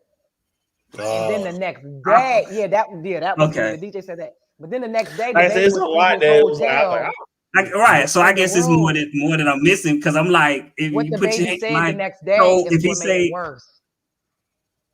Because he said if you a dude that eat coochie, you better not put your hands up or something. I don't know, but like what he said the next day was what made it worse. He said, "What did he say? I know my fans. Right. He do. Got no AIDS. Okay. Or HIV, and they ain't out there. They classy. I know I got gay fans, and they classy, and they ain't doing that. Okay. They not sucking dick. Right. How you know they don't have AIDS and HIV? Like, why would you say that? That's what, yeah. And I'm like, if I'm on vacation, I might be in the car sucking dick too. Why are you right now? I'm just living life. You know what I'm saying? But I don't get it, but I guess. In the car. I don't know, because I mean, my issue too is because I hear rap songs and what they say in rap songs is way worse than what y'all just said to me. So I'm not older rap songs. Older hip hop was way homophobic. The issue was, why are straight men so concerned all the time about what gay men are doing? Why was that particular thing? Why would you even come up with that? Like, why was that in your mind as a call of action as a straight man? Because he's a performer. Because he's a performer. No. Ain't too many performers talking about sucking no dick in no parking lot now. No hands to know. No. That was a bit much. He said that was a bang. That was a shot. That was. Why would a straight man be telling straight men, put your phone up if you ain't in the parking lot sucking dick? What the fuck? Yeah, that's some weird shit. He threw out a shot. Heard that before. He threw out a shot. I ain't never heard nobody ask. Not necessarily say it like that, but I've heard to where basically like, put your hands up if you ain't gay. That's pretty much what he just said. Like, but I've heard it maybe not the way that he said it, but I definitely have heard it. That was very specific. Right. So like he ran up in the parking lot and caught somebody. Just like, because that's like the same thing as saying, okay, hold up, whoa, it's not the same thing, but I guess considered. I'm talking from in the club because, like I said, I ain't trying to get nobody upset. But like when you say if you ain't cute, Right. If you ain't cute, I mean, you know what I'm saying? If you're a cute woman, put your hands up. So, I mean, of course, That ain't the all same. women gonna put their hand up, right? That ain't the You know what I'm same. 'Cause saying? he said if your pussy smell like water, put your phone up. Everybody put something like water now. Exactly. But do you see what I'm saying? I don't know, man. Whatever. But he's been privy to pussy that smell like water. Now you trying to tell us that you've been privy to sucking dick in a car? If your cootie don't stink, put your hands up. Yeah, some of y'all have that was a little bit much. You got $1,000 in your pocket, put your hands up. Right. Cause come on, man. I've heard this so many times in concerts. Like I heard all of that. Yeah, that's what, and that's why I no bring it in retrospect. Like, okay, this is what he's saying. I guess y'all ain't never been to a UGK concert. I need all my fellas to put your cameras up if you ain't been in the parking lot sucking dick. What? I guess y'all ain't never been to no UGK show or heard Pimp C. This ain't the Big Pink. This ain't, you know what I'm saying? Like Clapper. You gotta know Pimp C. Pimp C. Where y'all think Boosie get it from? You know what I'm saying? Right. Pimp C always these old fugazi, dick in the booty, old y'all know Pimp C was I got you. I understand. Yeah, I've just never heard a call of action that specific.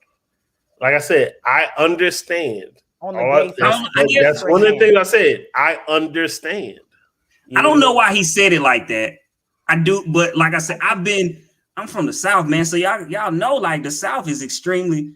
I think it's changing now, but it used to be like rappers in the South were extremely homophobic. Like, especially in their shows. Why would that be your call to action? I don't know. Like he's not the first. Weird. I don't know. He's not the first. And then once again, I'm not saying it's right or wrong. Right. You know what I mean? I understand why people are upset. I just don't understand. I don't understand why he getting canceled by it. Because people run the industry. When Elton John stepped into the shade room, his music isn't for it. His music isn't for them, so to speak. So I don't think it would be. Why would they? I mean, it'll be okay. It'd be different if Beyonce said something like Who's that. to say that who is music for? Who's the baby's music for? Younger Black people demographic. Also, look, man, y'all ain't finna get me in this. No, Did you ever watch the talking. clips that the baby put up, like from his concerts and stuff? Most of them are gay. I mean, most of them are white. His whole concert is white. They're all white. Okay.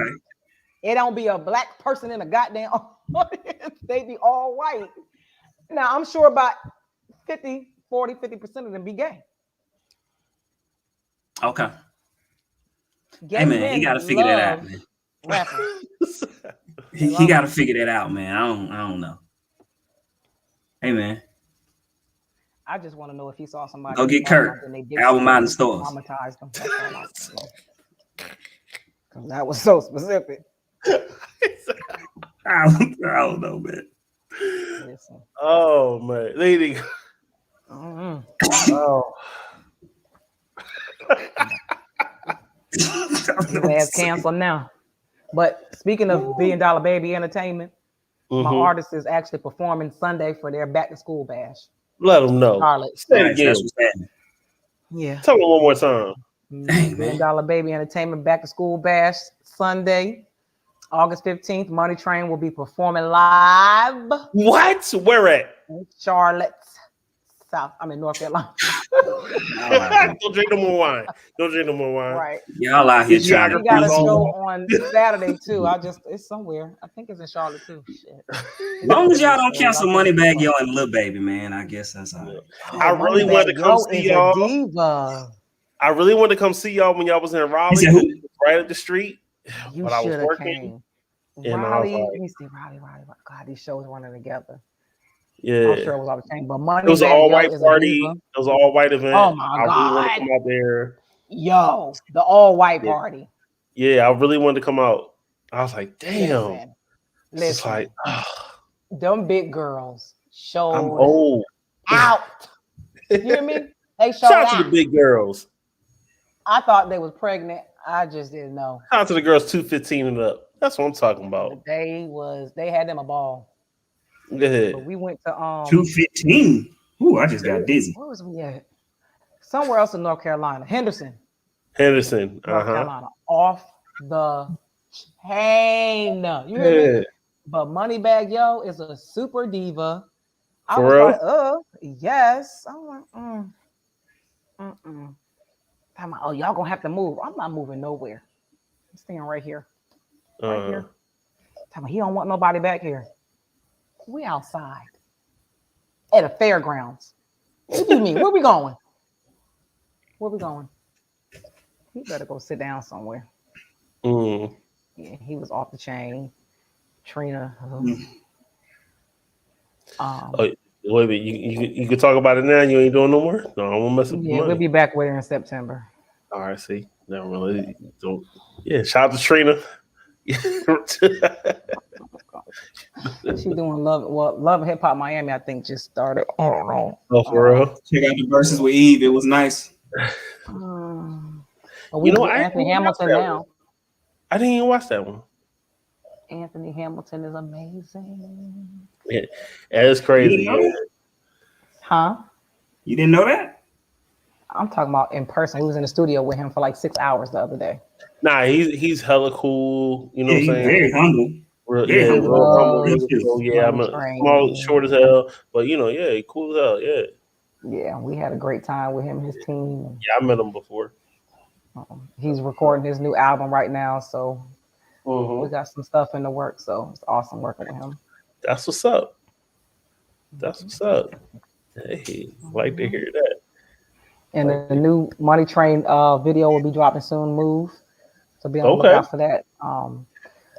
We about to be shooting back-to-back videos. We got 4 more to shoot. Okay. So that one will be coming out here hopefully next week. Y'all put in work. We're working. If anybody want to come to the Core Queen Abs and Ass Boot Camp, virtual, or if you're in the area, come to the house. Guts and butts. You can come and work out with me. The link is in the chat. Y'all come holler at your girl. We about to cut up. I got a DJ. I got raffles. I got giveaways. I got it all. We about to have fun. Right. Let them know. You said it's abs and ass. Abs and ass, baby. All right, that's what I'm talking the abs and the ass, so you ain't got to go buy one and get the other one sucked out. That's what I'm saying. I'm gonna promote it on Intelligently Ratchet tomorrow. I'm gonna say guts and butts. That's what it is. That's what it is. Yes. Get it all. Yeah. Good night, Daniel. Adrian, what you all got right, going on? Daniel. So I've been BSing, but especially like the people like Erica, they can look out next week for the message, man. So I'm basically finalizing the details as far as for the book. So I'm gonna be sending everybody out, you know what I'm saying, the information next week to get them in this core group so we can get this discussion going about this book, man. So yeah, man. And of course, all personal development king, guru, whatever you want to call it, it's all the same. But yeah, man. I swear to God, if I don't get a signed copy this time, man, you gonna have beef. Hey, man. I'm coming to your house and be like, sign this motherfucker. Get it from me. I need saying what's up. Get it from me, not Amazon. Anybody that buys them, from me, I send a signed copy and a specialized note for them. So yes, Amazon, you're gonna get the Amazon copy. I want the Amazon copy. What's your cash at? I'm gonna get my other one to Bishop. You know what I'm saying? What's your cash at so I can get the signed copy? You know what? Got me reading your book. I can't get no personalized note. I'm like, oh man, I'm gonna book my man book. He gonna be like, oh, Justin, yeah, thank you. I get a joint. I remember. I'm like, y'all 30 pages. This nigga ain't even sign it. Yeah, man. You gotta get it from me, man. You gotta get it from me if you want You want a personalized signed copy. You gotta get it from you. You gotta get it from me. You know, Okay. Amazon, that's just the warehouse, man. They creating and sending it out to you. You feel me? Gotcha. You want it, you gotta get it from me. You want to sell some books regardless. Yeah, you know. Some people just want, you know, because they're Amazon Prime, they want to get it, you know, in like 2 days. That's So why I was just like, I'm right. But if you can wait 3 to 4 days, go on and get it from me. Right. When I come to your house, I'm just holding a book in your face. It's gonna be at the Ring. It's gonna be at the Ring doorbell. So when you see your cover your book at the Ring doorbell, you know it's me. You ain't even gotta say what's up. Just go ahead, sign it. I'm gonna walk back to my car. We good. Y'all crazy. But it's coming. So yeah, man, we're gonna get that out. I got another one in the works too, man. No doubt. So, what's the name of this one? Right. I'm finna start coming out with books like, you know, your boy came out with plays, Tyler Perry. You feel me? Hey, I know that's right. Hit him with it. Speaking of Tyler Perry. Speaking of, was liking my pictures on Instagram. On that show. That boy named Barry on the Oval. I was about to say, I'm like, when you said Tyler Perry, I was gonna say, are you his type? But Tyler Perry don't like girls. I'm talking about Barry from the Oval. That's why I'm like, hold up, Tyler Perry. What? Okay, Barry from the Oval. I'm getting close. You never know. I'm getting there. You already know how I do. Believe me. We're ready to see you on the screen, man. Get you a cameo. That's where it starts. That's it. I'm coming. I'm coming for them. I just want to be one of them dudes in the background and be walking past me like this. Just one time. Hold on, here my part come. My part come. Here it come. I'm like, that's me, y'all. I'm gonna be in the movie theater. That's me. Do a whole watch party. A whole watch party. Wait till you see me. Wait till y'all see me. Oh yeah, that'd be funny as hell. Oh my god! I'm sitting in the background, talking to some random person talking about what they say, watermelon and cantaloupe. That's how you mouth stuff. Be like, that's it. That's all I want to be. That person. That's it. You silly. That's it. Oh my god! Yo, this. I want to roll. I want to be known as extra number 30. That's it. You know.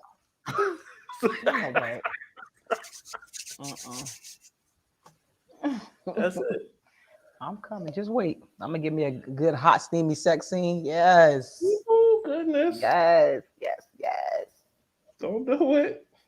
Don't do it.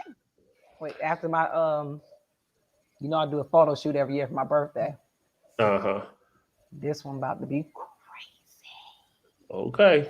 You gonna have your son fighting at school now. You just stop messing around. Really, Wayne? What do you say? Wayne, go to sleep. Go to sleep, Wayne. You want me to be like Halle Berry on Monsters Ball? Or Thandie Newton on what was the name that she looked crazy as hell? Talking about, really? I hate that song only for one reason. Because he did not have to disrespect his baby mom like that. He did not disrespect her like that. By having that girl in that video. So disrespectful. I didn't see the video, so I don't even know. So, right. He got the girl Danny later. He got pregnant now in the video. Even though he cheated on the baby mom with her, he was trying to get back with her and gonna put her in the video. He tried to. Real South Carolina dude, man. That's what they do. I love his first baby mama. She is the epitome of the black woman who don't let nothing bother her. She don't give that dude no play. Zero. Wayne, we're gonna have to get into that one on another show, brother. That's a lot. Can't see the cameras. What are you talking about? Dishonoring the commitment. If you have a commitment, you're dishonoring it. That's what cheating is. I can't see the comments. I might have to go and Look at it later. All right. He said, "What is cheating?" Ooh, what is cheating? Let's talk about that. And We still got a little bit of time left. What is cheating? anything you do, if you're in a committed relationship, let's just put that out. Okay, if you're in a committed relationship, right? Because some people act like they don't even know. They say they're in a committed relationship and they ain't. Right. All right, so that's the parameter. You had to be in a committed relationship. Committed relationship. Anything you would do, anything you wouldn't do in front of them, and you sneaking to do it, you cheating. With the opposite sex, if it's something that I'm doing, I'm gonna put it this way. If I'm a female, because I'm gonna put it on that way, because I think y'all can take it better that way. If I'm a woman in a committed relationship and I'm doing something with another man that I wouldn't do in front of my man, I'm cheating. So texting, is texting cheating? It depends on what I'm texting them. If I don't feel comfortable showing my man the text that I'm texting, if I don't feel comfortable showing him what I'm texting another man, that's cheating. Because what am I hiding? Why am I sending another man something that I don't feel comfortable sharing with my man? What if he's just an insecure person? It shouldn't be anything in the text that makes him feel any more insecure. But he could just be an insecure person knowing that you're texting a childhood friend. Why are you texting another man? That's a different conversation. If there's something, I wouldn't be with a guy like that, but if there's something that I'm doing that bothers him that can be eliminated, I'll eliminate it. If it's something that's innocent and he's just being insecure, we probably don't need to be together, because that's let's just say we have a woman that is a stripper, exotic dancer, whatever you want to call it. Guy meets her in that position, and he now has a problem with her occupation because she's giving you lap dances, whatever. Is that cheating? No, it's her job. But he has a problem with it. We need to go find. That's his problem. Right. I'm just going by what we're saying. You know what I'm saying? So that's why I'm just throwing those scenarios out there. So I think because I'm with you, Didi. Like, if you can't text what you know what I'm saying? Like, if the person you with gets mad because you said, "Hey, how you doing?" Like, they're like, "Hey, what's up?" And you like, "Hey, how you doing?" "Ooh, what you doing texting him?" It didn't say nothing. You know what I mean? Like, so that's totally different. Like, now is this an ex or this? But if it's just the act of texting, and that's an issue for it depends on the person you're with. Is that cheating? So the person that I'm with has a problem with me texting a specific person, and that specific person can be eliminated. I don't text that person no more. There's no need to text them no more. Right. If I continue to text that person, that's cheating, because there's no reason for me to keep texting them. Okay. Right. What am I talking to them for? Gotcha. You know what I'm saying? Because that's like, regardless of what we're talking about. If it bothers you and you told me it bothers you, it stops. It stops. They got to go. Okay. So you and I are both from up top. We're both Eagles fans. And I'm only texting you when the Eagles are playing. Yet, the young lady that I'm with has an issue with that. But I don't see no problem with it. And so I text you anyway the next game or blah, blah, blah, blah. And we're talking about the game. And all we're talking about is the game. Am I cheating? No, but y'all been cool before you got with the young lady. So it's different. I'm just going by what y'all saying. No. Because even but in that scenario, did you tell the girl? Does she know that you're? Look, I'm just texting her about the game. That's it. Ain't nothing. That's it. Right. I say that, but she still doesn't like the fact that I'm texting you about the game. Am I then? If you don't text her about the game, is it? If you don't text her about the game, is that going to kill you? Can you text your homeboys? Can you text somebody? Is the girl that you're with somebody? But you're my homie though. But you're my homie though. But see, are we talking about people in general, or this one particular person? Right. Now we're going deeper. I'm going on surface level of what y'all were saying. So if I text Mrs. Didi about the game, even though my significant other doesn't like it, is that cheating? I don't think that's cheating. I think it's disrespectful if she doesn't like it. Okay. Yeah, it's not cheating. Okay, that's why I'm asking, because we know some people, it doesn't matter who you talk to. If it's, they're going to be jealous and they're going to be upset about it, period. Right? But if there's this particular person, that has nothing to do with you. Right. That has nothing to do. So it's not cheating. Contents of the text. Right. Okay, got you. And also the context of who that person is. Jealous anyway. Right. Mm-hmm. So we can't. Yeah, you kind of got to take that out. I get all that. I'm just asking for clarification. Like, I understand. That's not cheating. Yeah, okay. I think that's just disrespectful more than cheating. Okay. Cheating is, she about to go to sleep. I'm about to hook up. We about to meet here. Like, that's cheating. Like, we talking about dishonoring. That's why I want to expound more, because we just said, oh, you're texting, but what if it's just very innocent stuff that has nothing sexual in nature, nothing emotional between you and I in nature other than our love for the Eagles?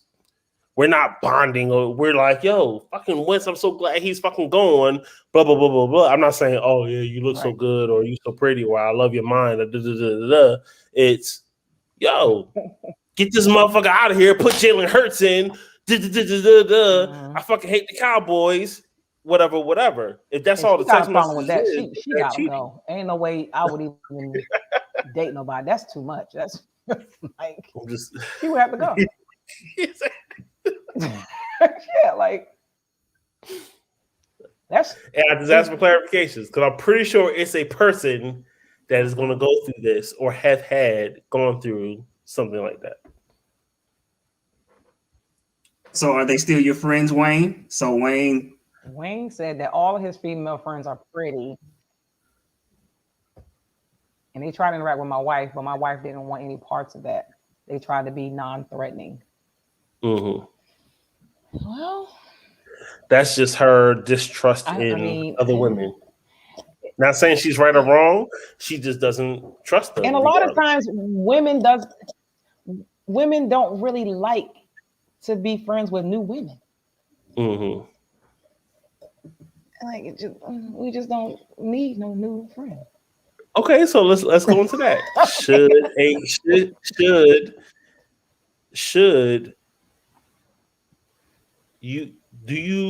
you have to give up older personal platonic relationships with other people for your significant other? No, I don't agree with this either, Wayne. No, I feel like when you agree to become one, that whatever you come with comes with you. Because at a certain point, those things are just a part of you, right? So these people are just a part of you.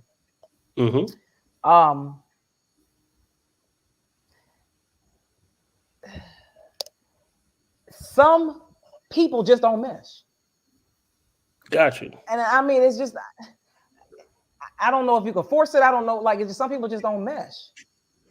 Got you. But you are friends with someone that you grew up with. You are friends with someone that you grew up with. Y'all went to elementary school, high school, whatever. Your new dude, for whatever reason, feels threatened by this friendship, even though all these years it's just been strictly platonic.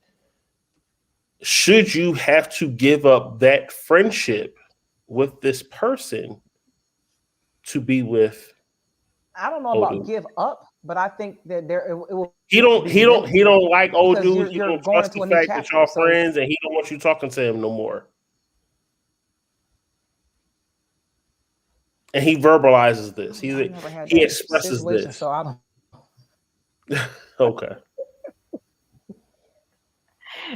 I know I've never had the problem. I don't fool people like that. But I think if I am being honest with you, and if it happened to me, and I want to spend my life with my man, whatever if it's gonna bring peace in my home, that's what it's gonna have to be. Okay. If there is something, because it could be something that I don't see. This man might have been wanting to sleep with me this whole time and I didn't know it. It may be something that my man sees that I don't see. Because sometimes women are very oblivious to stuff like that. A man just being around, men and women, not too many men men and about to women be around an attractive female for years and not, I get that. Want to do a certain thing. It just, depends on that Not situation. necessarily want to, but if it opportunity came up, if it's a genuine platonic friendship, right? But if it's a genuine platonic friendship, a secure man can feel that, they know that, they can sense that, and there will be no issues.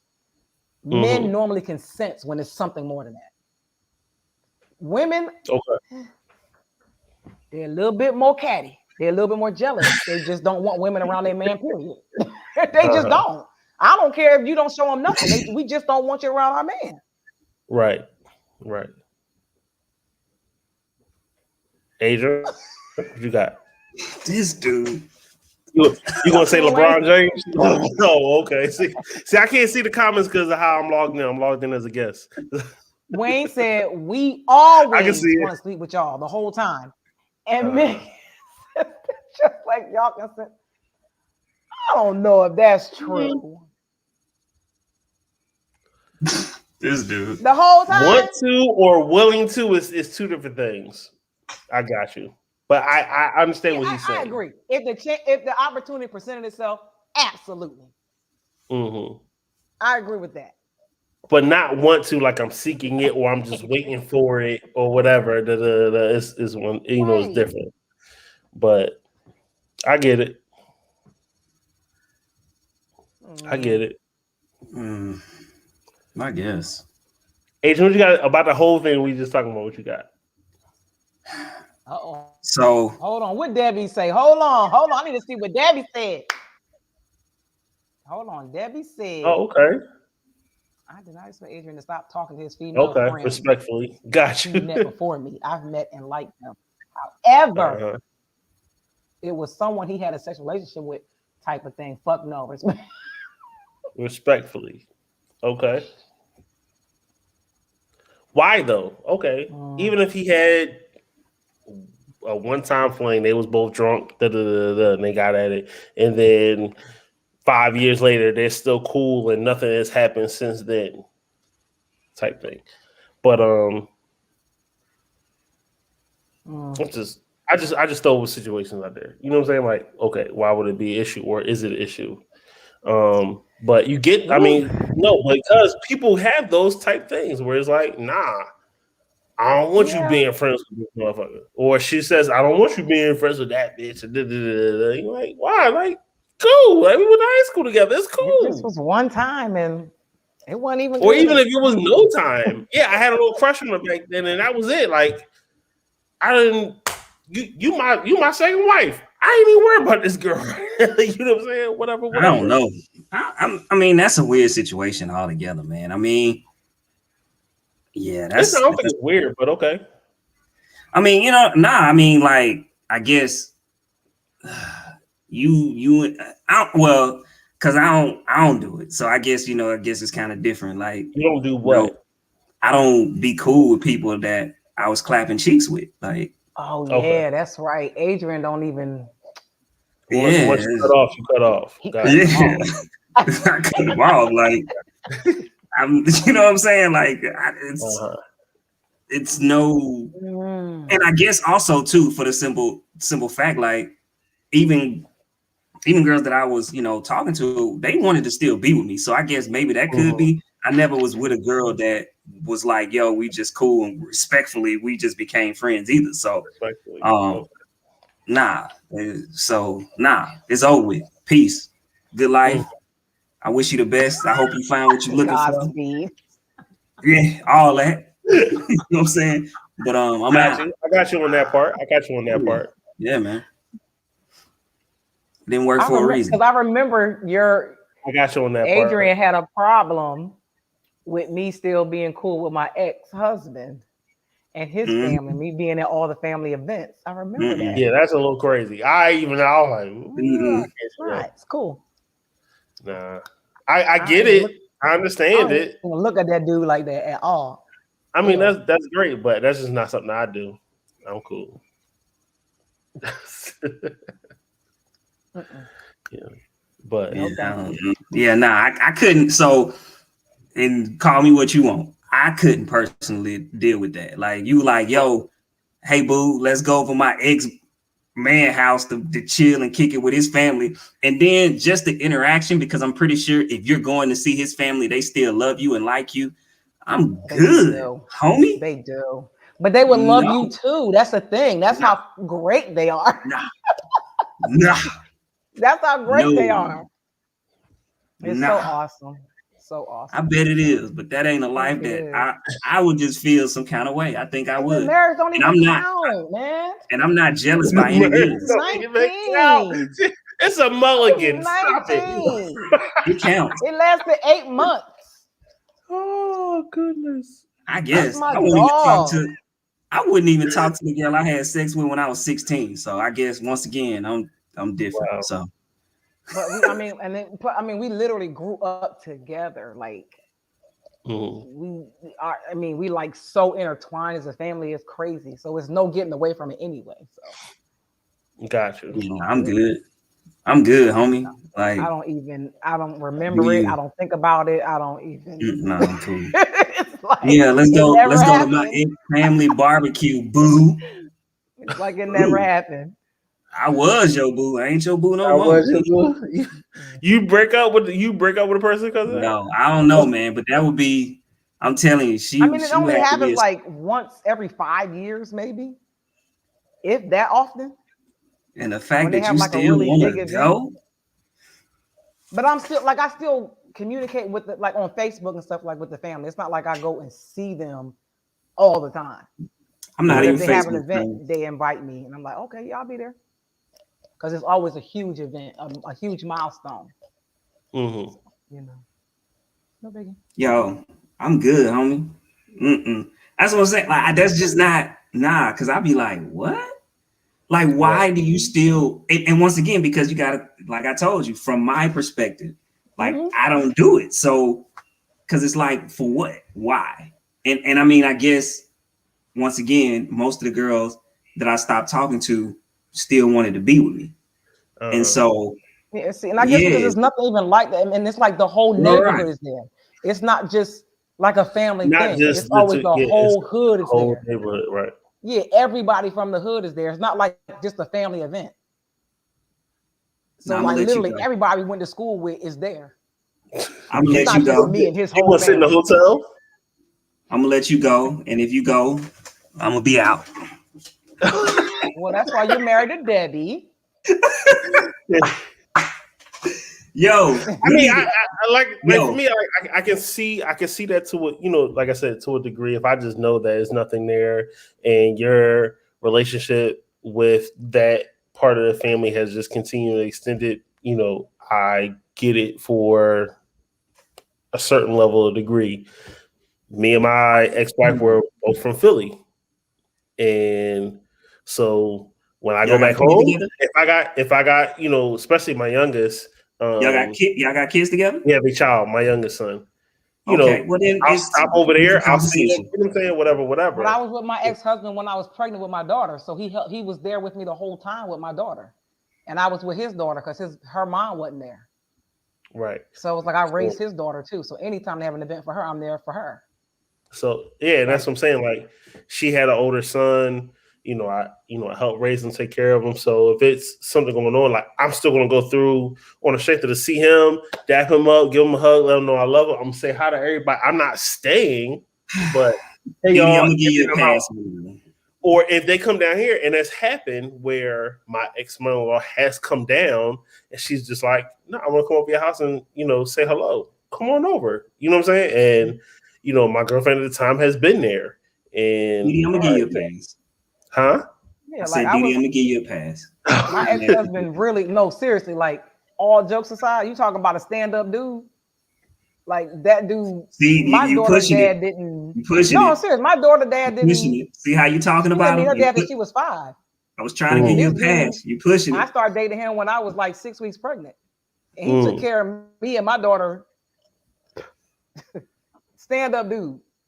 at 19, 20 years old, stepped in and took care of me and my daughter. So I have nothing but respect for that guy. Him and his family, they took care of me and my daughter. So it's gonna always be respect for them, right? No matter what, whoever come along, they can have whatever they got to say about it. Them people really took care of me and my child.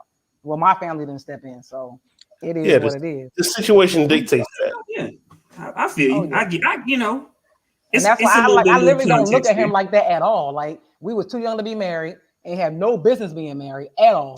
That's what I'm saying. So you know, it's a little bit more context there, but like normally, normal circumstances, I feel like if we don't have anything together, there is really no need for us to talk. And I mean, if we don't have a property that we eventually have to get rid of, but once that property is gone, it's over with, unless we have a child together. You know what I mean? Like, then I understand that and I get that. But other than that, it's like, I need some context. So now you get I don't have that with any other ex. Question for you. Like that. Question like I would just go hang out with their family. Nobody else.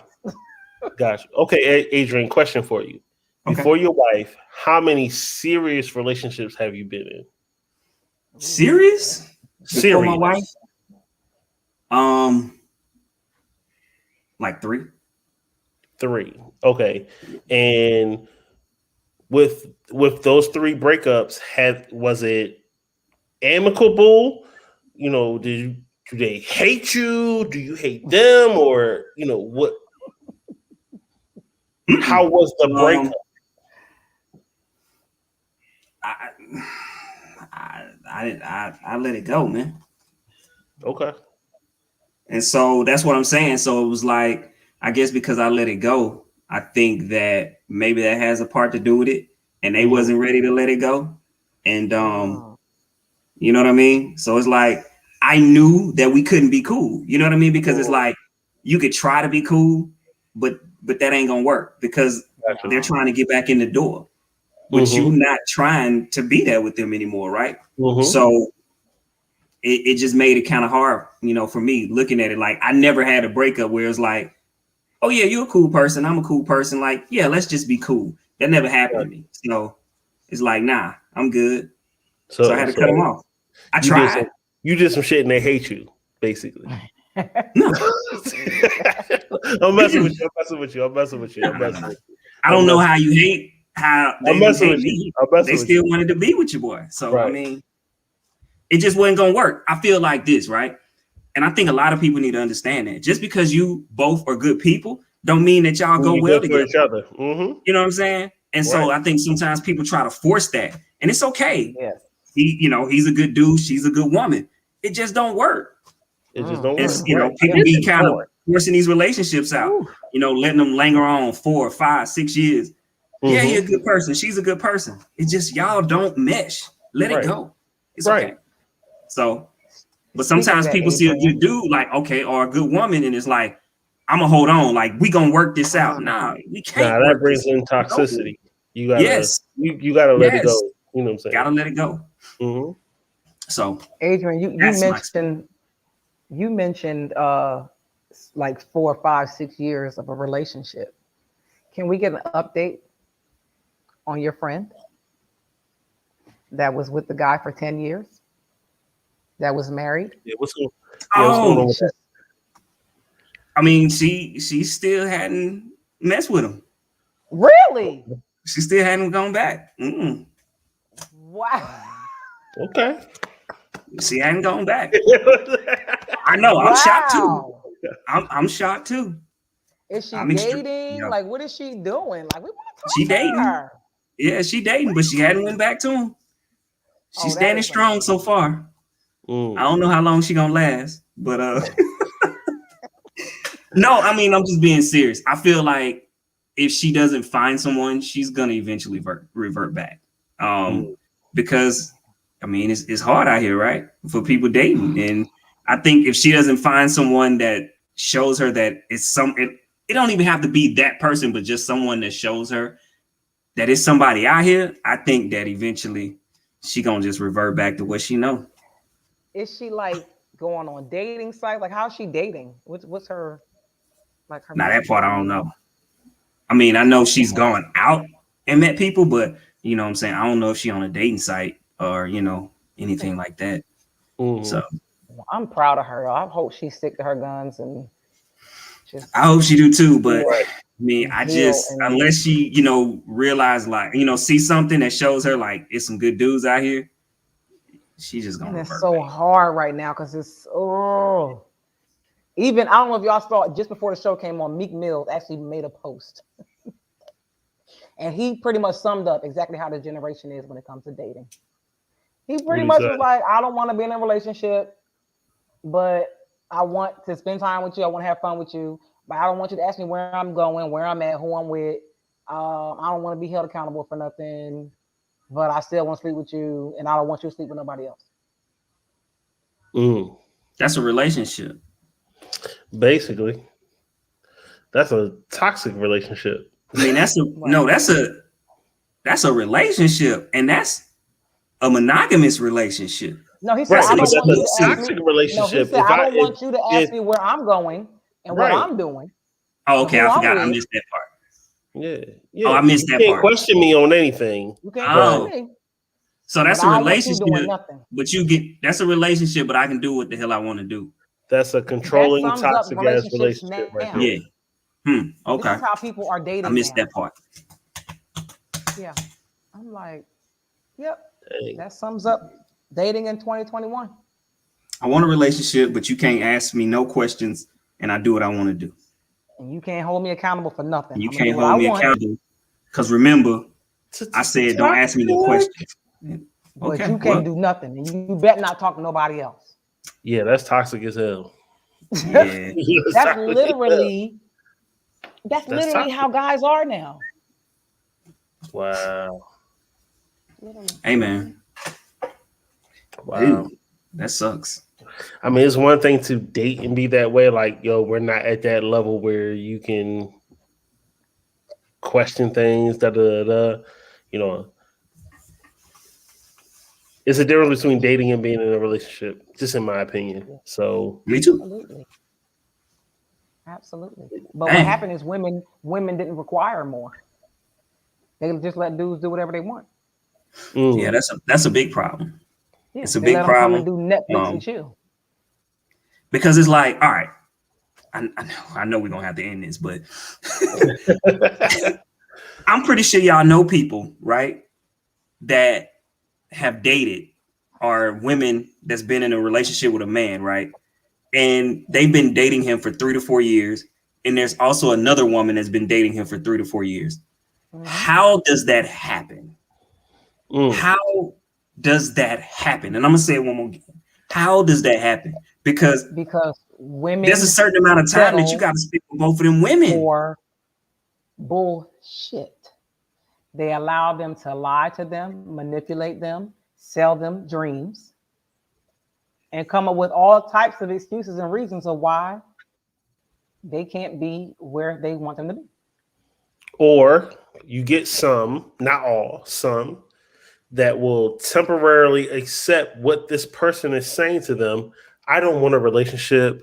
I don't want this. And they're okay with it, but in hopes of them swaying their way or being in a relationship, or I'll give him some and I can change him, and then it doesn't happen. Yep. Because if I don't pressure him and I give him this cushion, then he'll like me more. Mm-hmm. And I can get more of his time because I'm being his peace. Not knowing that I'm settling and not getting what I require or deserve or want or have been asking for. Mm-hmm. I guess. So ladies, and don't a lot settle. of times if you talk to women, the ones who have been in that scenario you mentioned, Adrian, they have not asked a single question. They haven't asked anything. Mm-hmm. They just go with the flow. They haven't asked, are you dating other people? Are you sleeping with other people? Where are you sleeping at night? Where are you going? Why are you not here? They don't ask any questions at all. Right. Well, It's tough out here, I guess, huh? It is. It's pee all in the water. I mean, pee it is boo boo everything. It's pee all in the pool. Because everybody is hurt. Everybody got a reason as to why they don't want to trust somebody. Men and women. Like we all want to be in a relationship, but don't know how. Men and the women. Yeah, that's we part all of it want too. the same things. Right. People don't know how to be in a relationship, and I don't know, man, because I'm pretty sure y'all see it, man. And I call it the toxic post, where it's like, I'm this, I'm that, like I'm standoffish, but I got a big heart. I love hard, but fuck everybody. You're like, what? Like, It's not cute. It's not cute. It's not what? cute. Oh man. But ain't nobody calling them on their shit though. And them the same ones that get mad when Kevin Samuels tell them why you can't find a man. Because your masculine energy is what? too high. You like what is like, you know what I mean? Because it's like it's just counterintuitive, right? Like, what are you talking about? You know what I'm saying? Like, I don't know. That sounds strong to them. That sounds like that's what other women have told me I should sound like, or how I should be, how I should show up. I'm not listening to what the man just told me he want or need, but Auntie Melinda over here just told me that this is what you need to do, even though she's single and ain't got no man. And it's also that part of, I don't want to just blame it all on women or all on whoever, because you have some men that are like that, and some people are just, they want to be vulnerable, but they're not comfortable being vulnerable with everyone. So it's like, I could be this person, but nah. Yeah. I had to swallow up. Like at some point, I love Joe Budden and his whole love lost emo rap joint. He says, I got another side I never showed to you, where everybody is exposable. Relationships are never a threat because I expose the history in that like we never met. You know what I'm saying? It's like, I could be cool, but I could be on that shit where like, I don't even know your ass. You know what I'm saying? That we just have to do a better job with understanding who we talking to, who we being with, especially from a man standpoint. You know what I'm saying? Yeah. Be with somebody you comfortable being yourself with. If they don't get it, understand it, respect it, love it, then that ain't the person for you. You know what I'm saying? Like, we have to stop trying to be hard in every situation. You know what I'm saying? Like, I'm not doing that. And I knew that I had to be with somebody that accepted me for that. You know what I'm saying? Like, who gonna accept that I'm human? I got emotions too. Like, I'm not made of a bulletproof vest. You know what I'm saying? I hurt. You know what I'm saying? I bleed. So I think that we have to do that, because that I'm just hard all day, waking up hard. Like, that's not cool. You know what I'm saying? But y'all been conditioned to be that way though. Right. But if I wanted to be in a relationship and be me, be the person, you know what I'm saying, I'm supposed to be in a relationship, I got to be with someone that lets me be me as well. You know what I'm saying? Absolutely. That means my emotions, everything, right? You know what I'm saying? When I'm down, like, I got to be able to let her know, like, baby, I'm down. Like, I ain't feeling my best today. Yeah. You know what I'm saying? How did you get to that? How did you get to that though? Trust. Because I wanted to love. Trust. So I looked at it. I looked at the alternatives. So how I got to that point was I looked at all the alternatives, and it was like, we want to be in a relationship, right? Like you just said. I mean, most of us want to be with someone. You know what I'm saying? We don't want to be 70 by ourselves. So I'm like, how do I get to the point where I can be with someone and be myself? Well, these are the things that I have to look for in a woman. I have to be myself. I have to come in, set the stage, set the tone of what the relationship is supposed to be like. So that's why men have to step up. I don't care that your dad didn't show you how to be a man. That's pretty much all of our situation, especially if you was born in the 70s, 80s, and 90s. That's your situation. You know what I'm saying? So it's like, what do you want to be in a relationship? What do you want to be? Do you want to have it? If you want to have it, then there's something that you got to do, and you got to step up to the plate and be the man that you're supposed to be. Set the tone in your relationship, lead your woman, listen to her, but lead her. You know what I'm saying? And I wanted Adrian. I'm just saying, I wanted that. So all that hurt, all that pain, my daddy didn't show me. I had to put that to the side. Right. But I knew what I wanted, right? That's just like, like most people know what they want in a relationship. I know what kind of man I wanted to be in my marriage. So I had to start setting the foundation for that. That right there is a whole sermon. I love it. Hey, man. Oh my God. Yeah. Listen. This is where, because you like big bro. You like in the middle, because you like right there where you can seriously you can reach the young folks and you can reach the older folks. You like right in the middle. Some people, right? Listen, that right there was it. That was it. Gotta stop blaming people, man. We trying to figure out how do we love y'all? How do we make y'all feel comfortable with opening up to us without shutting down? Like, it's driving us crazy because we don't know what to do. You're right. But I think that, I mean, like I said, we got to accept that, right? We have to accept our roles.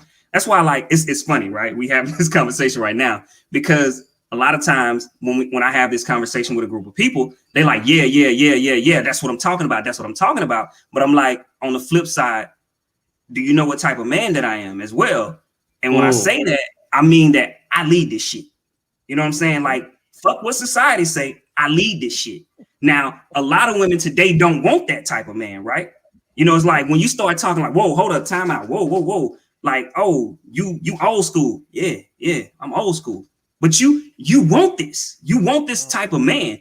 It's just society is telling women they don't. You want a man to take that bullet for you. I'm going to take a bullet for my wife. If it came down to that, that's the type of man I am, right? But you know what I'm saying? That's what women want. But it's shit that come with this, though. You know what I'm saying? A man that thinks this way, it's shit that comes with it. And that's just the real. Because society has told women that a man is only a man if he got a lot of money. Literally, like that's all they see. Yeah. Like, what? No. That's what social media keep trying to tell y'all. Right. Yes, a man needs to have money to provide, but he ain't got to be money bag yo. Stupid. That's what's up. More valuable than having a man that wholeheartedly 100% protects you with everything in them. Period. There is nothing on this earth that's more powerful and sexy and to me to having that, because like you said, 70s, 80s, 90s, ain't nobody had no daddy doing that. Right. So if it's a man right now that's willing to do that for you, man, you hit the jackpot. But these women ain't seeing it. They see Birkins and goddamn red bottoms, and they think that's what being a man is, because he can buy me that. That's insane. But he can replace you just as quick as him buying you that. You know what I'm saying? Like, I'm on to the next thing. Yeah. You got to understand, man. So, it takes two. Take both parts. You know, both parts got to understand. You know what I mean? Like, you got to look yourself in the mirror all the time. Come save me, shit. Nah, man. People got to look themselves in the mirror and say it. Like, yo, I want something different, so I'm gonna have to do something different. I don't, you know what they say? Insanity is doing the same thing over and over, looking for different results. Expecting the results. Man, I wanted something different. I'm like, yo, I'm not finna go down this path. No, I don't, because I got to that point too. I was like, if I can't have this type of relationship, I'd rather just be by myself. I'm not finna force it. No, I'm not finna do any of that. I'd rather just be by myself. And so I started doing the work internally on myself to make sure that I was prepared. Let me say that again. I started doing work on myself to make sure that I was prepared for when it did come into my life. Prepared. Listen, I hope y'all taking notes. I'm saying, man. You can't just ask for it. I had a lady who happens to not be black, who reached out to me and asked me, why is it that she can't find a man now in this current environment who doesn't want anything other than sex? I said, first of all, let's back that up. First of all, she in her 50s. I said, let's Wow. back that up. You first of all, what are you leading with? What are you exuding? What is drawing these people to you? Because if your first sentence is I'm not having sex with you, ain't nobody taking you out no way. Mm-hmm. Because the man ain't taking you out and spending money on you just because. She said, well, I just want to hang out. Well, go find your girlfriends. Go find your homegirls and hang out with them. A man's objective of taking you out is to eventually sleep with you. I don't know when, but eventually he's going to want to sleep with you. That may If be you the come hope. out the rip telling him that he ain't getting none, he going to the next one. So let's pause right there because I don't get that. First off, and I'm Justin, I'm pretty sure you're a man. We can speak on this. when we meet a woman, our main objectives is to slap cheeks. Everything else is, the getting to know you, all that is cool. But that's on our mind, slapping them cheeks. Right. I don't care how great of a man you are. Slapping them cheeks is right here. Women need to understand men want to clap them cheeks. I don't understand why women think that men don't want to clap cheeks. Right. Like, I just want to want men to think like women. Right. And it's also on the basis of how we've met this person, how we've encountered this person. Let's just say in nowadays time off of social media, if I'm seeing certain pictures that's appealing to me, all right, you may still have something about your personality or whatever that's an interest to me. But yeah, in the back of my mind, once again, if the offer comes out, I'm gonna jump at it. Cheeks. You know what I'm saying? Like we just, that's just, just being how it is. Like, yeah, I'll jump at it or whatever. Even if you want to talk to her, date her, be with her, get to know her, you want to clap them cheeks. That's why I told her, so you cannot lead off the first conversation of, I'm not having sex with you. Right. That's not going to be like ever? Like, even take me on a date. You think? Oh, never? She got. She said, well, is that what you girls are doing these days? She got this. She got this. I got this. Yeah, I need you to split that. Because we friends. Why would you be going out on a date with and anybody? That's the case. Okay, yep, we friends. Friends. I'll pay if I want to. And we hang out again. On a date with a man that she don't want to sleep with. You know what I'm saying? Well, and that's what I'm saying. Why do women go out with men they don't even want to be with like that? Right. No intentions. None intention. It's not. Let me see how he is. I'm going out with you because I want to give you some cheeks eventually. Okay. Eventually. We ain't saying it to right now. And I'm hoping it's soon, but that's just me. You have potential. Right. Eventually. How can you not go out with a man that you don't potentially see in that way? Chicks be going out with dudes just to get free food, which is stupid. Right. Just buy your own damn food. Right. I don't know, man. You'll be shocked. Women be cheap when it come to food. Chicks is crazy, yo. I've had women expect me to take them to fancy restaurants when they wouldn't pay for themselves to go to those restaurants. Look, that's crazy. Look, mama, you won't even buy yourself that. You think I'm finna buy it for you? No, not happening. You are what Kevin Samuel said. You adjustable 5. Get your ass out of here. Hey man, hey, it's real talk. I'm just saying. Yeah, but the lady was just like, she really just could not understand how men couldn't process the point of like just going on a date with her and just hanging out with her and like never having sex with her. I said, why would he waste his time? Who paying? Right. She wanted him to pay. She wants to hang with him, and he's supposed to be a gentleman and pay for everything. Women, I'm telling you, if I ever gave you any game, put this in the back of the memory. If a guy's asking you out, eventually he's trying to get them cheeks. That's what I told her. That's exactly what I told her. So if off the rip, you like never ain't gonna happen, like Nunu said, don't go out on a date with him. she ain't gonna get no date if she leading with that conversation. Right. Oh yeah, she ain't gonna. That's been her outcome. That's been her outcome. She said they won't even take her on a date. No, that's yeah. Who would? Yo, like what? Because in a man's, what are we doing? Then What what are are we we doing? What's the point?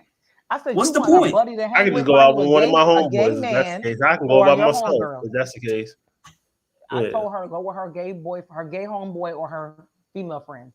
Out. Or don't That's expect me to pay. We can still hang out platonically. You pay for your shit, I pay for my shit. right. But he ain't got time for that either. He trying to slap Yeah. cheeks. He trying to go. That's what I'm spend his time saying. with Like, the girl he gonna slap some cheeks with. like, all right, Exactly. Y'all in Oh, y'all I- 50s and 60s. Y'all ain't got much more time. He you trying ain't to got slap a lot of some time left. Right. I'm just they gotta You man. old.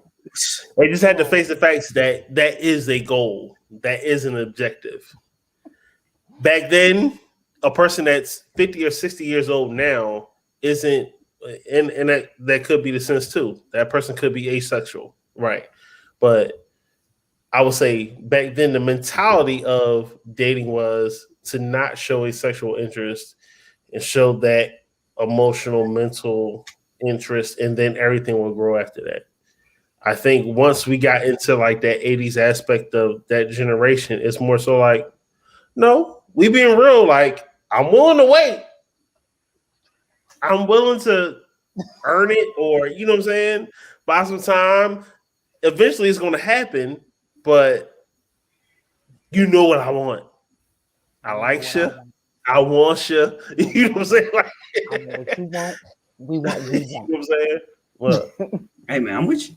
That's what I'm saying. and that's She's just, like really religious, so girl, you better go on christianmingles.com or something. Yeah, go find. because even then they want the same thing too. Go Thus find. save the Lord. Yeah, I God don't, yeah. the same way. John P. King. Yeah. Yeah, you gotta, women, because that be the funniest thing. Like, he just he want to have sex. Like, I don't care who you go out with, he gonna want to have sex. Hey, like, want to have sex. that's what this is the process. Yeah. You know what I'm saying? Duh. And that's why, like, you try to tell women, like, okay, dudes are gonna go as far as they can. Meaning, like, all right, you know, a guy might ask you for a picture or whatever. And I get it, ladies, it's a turnoff. Shut it down. Like, or send him a picture of some regular picture. You know what I'm saying? And if he a respectable dude, he ain't gonna say nothing crazy. Now, if he say something crazy after that, we ain't there yet. All right. right. We ain't there yet, or just send him a regular picture of you. You know what I'm saying? Now, if he get disrespectful, that's one thing. Right. But a guy is gonna push the limits. Why? Because one, they trying to see where your head is as well, too, right? A guy's trying to see where your head at. So, hey man, like, I know people like ask for a picture. Just send him some regular picture. Like, send him a picture of your kneecap. Hey. Send him a picture of your kneecap. He ain't gonna say nothing. No. He gonna be like, dang, all right, cool. And pictures. I'll just be like, all my pictures on my page already. Have fun. Women should take this type of stuff as weeding out processes as well, too. Like, if he disrespectful, you know what? Cool. Like, don't still go out with him. That's your problem right there. Or if he's too eager. Right. Like, he's super eager. You know you know what he wants. Right. Yep. But you ain't there. But you still go out with him anyways. And you can't understand why he's still just trying to clap cheeks.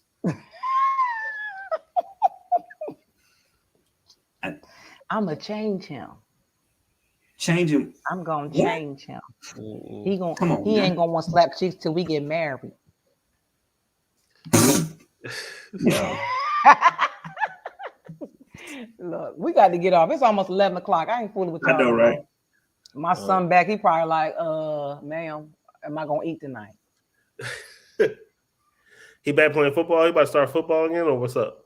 He's quit football. Man. He said he's not doing it. Thank God. Okay. He's doing basketball, flag football, and boxing. Okay. Yeah. And they start school next Monday. So next Monday, dang, my kids is going virtual. They start on the 24th, something like that. Yeah. I feel like he should have stayed with his dad, but He didn't want I to. did not sign up for full-time parenting. That wasn't a part of the deal. Yes, you did. No, I actually didn't. Remember, he You used to live did. with his dad. I got you. You signed up for it regardless. He wanted to come back with mommy. He's a mama's boy. Some bullshit. He's a He's boy. really not. Okay. I'm like, why? Wait. No. He liked the movie theater. That's all. He just like his own space because it's just me and him. Yeah. And he like his mommy. Oh, that's so cute. His dad cried. I'm like, really? So he don't want to go You back. are more than welcome to come and get him. What are you crying for? But he can't make him. Anytime you He want. can't make him come. Why not? He don't pay no bills. Anytime Didi, you want, he is. A man free. does not want to I'ma pack make his stuff him up come stay with right him. now. He wants him to want to come and stay. Want to, right? My It's child like is about it's like you want a man to 25. want to do certain things. We want You begged and prayed to the good Lord for a child, to the Lord. and you got one. Okay? Come get him. He can't make him. He can't make him stay, Didi. My child is almost 25. I didn't ask for this. I did not ask for this. Okay. He can't make him stay. Listen, the suitcase will stay outside the closet. If he's ready, I'll throw everything back in. Oh, He gonna be right there I with his love mom. being a part-time mom. okay. Love it. Hey, Well, sound like you finna be full time again. I don't have a choice. He's here. I'm about to say, you ain't got no He's self-sufficient. lace up them boots and go ahead and be at it.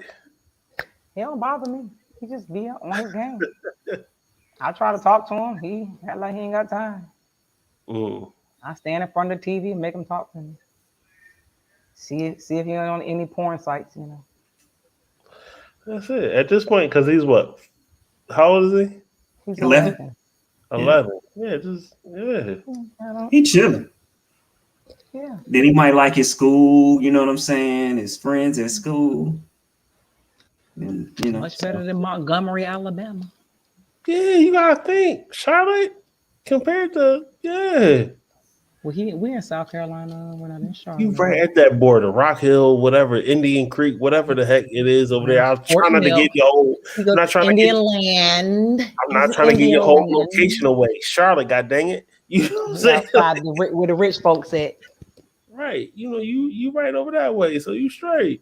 He's straight. That's what I'm saying. So why wouldn't he? Boys need to be with their daddy. I agree with that too. But they gonna prefer to be with their mama. I don't have nothing to do. I don't know what to do with this. Depends. I mean, yeah, depends. But for the most cases, I understand. Yeah. I understand. When my cows come up missing, lotion and stuff. What? Gotta have dogs. I'm not ready. Just make sure to give him some regular swabs. Make sure, just as long as he's not using your good stuff, you good. You know, they just put the generic lotion in the bathroom. That's all. Right. Put the generic lotion in the bathroom. Make sure there's a plastic bag in the trash can.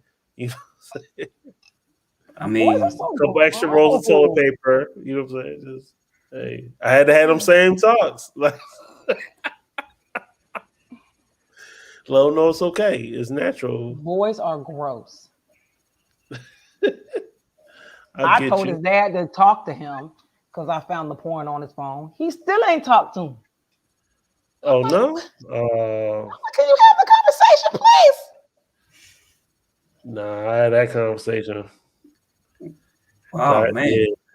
Yeah, I've had that conversation. I'm not doing it. I had that conversation with the girl. I'm not doing it with the boy.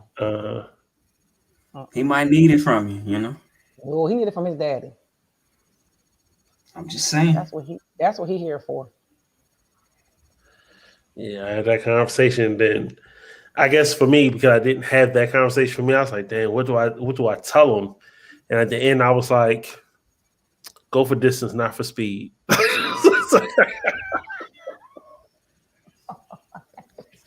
He's looking at me up. I was like, you understand when you're older, man. Go for distance, not for speed. It'll be fine. I don't even know what to say. Hey, it's natural. Just tell him to put a sock on the door, or make sure to lock the door. Adrienne. What? No, I'm not saying that. Cause see, y'all mamas just be busting up in guys' Right. rooms. You gotta learn how to Sure give do. person some privacy. He's 11. He ain't got no goddamn privacy. Well, when you walk in on him, you know, And I agree with that point because I don't like them closing their door unless they changing clothes. Like my kids, I keep their bedroom door open. So if you're doing anything, you're doing in the bathroom. I'm just not gonna bust in the bathroom while you're doing that. You know what I'm saying? So that's what I'm saying. If you're doing something, you're doing it in the bathroom, shower, or whatever. And but that bedroom door stays open. Nah. So mamas be busting in every door. No You too quiet up in here. What you doing? Did y'all see the video of the mom that found the kid's pocket pussy? No. Nah. Yo, this mom, she found her son's. He gotta be like 13, maybe 14 or whatever. Yeah, he's gotta be like 13 or whatever. And she finds a pocket pussy under the bed, and she goes on. She makes a Facebook video about it, and then she's like, just talk. I found this squishy thing, and blah blah blah, and I found this lube, and blah blah blah.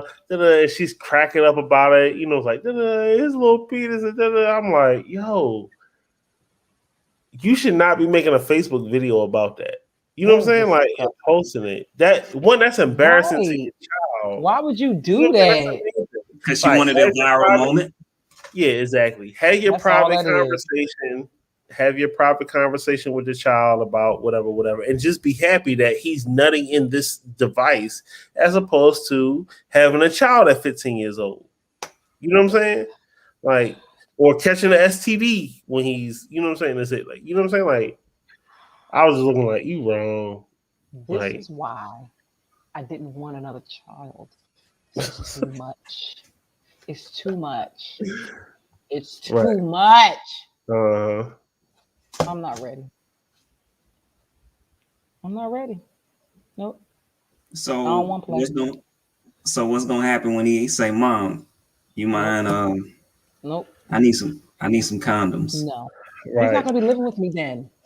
He's gonna live with his dad. Know that? Shit. You don't know that? You don't know that? Oh, I do. Oh, I know. You don't know that? He out of here. He is out of here. He out of here. Hey, it could be the school year. You don't know. He out of here. He out of here. I'm not doing this. This too much.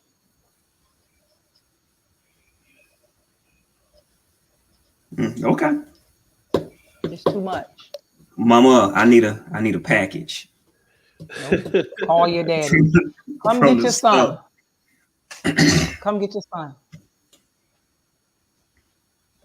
I don't want to do it. I don't want to play. I don't want to. Right. It's disgusting, nasty. Okay. I don't want to do it.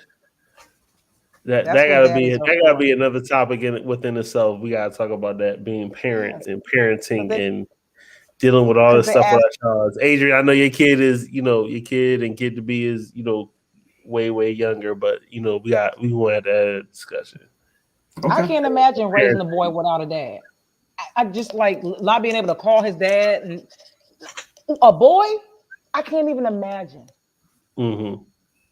Like, no, there's no way I could do this without his dad being a part of it.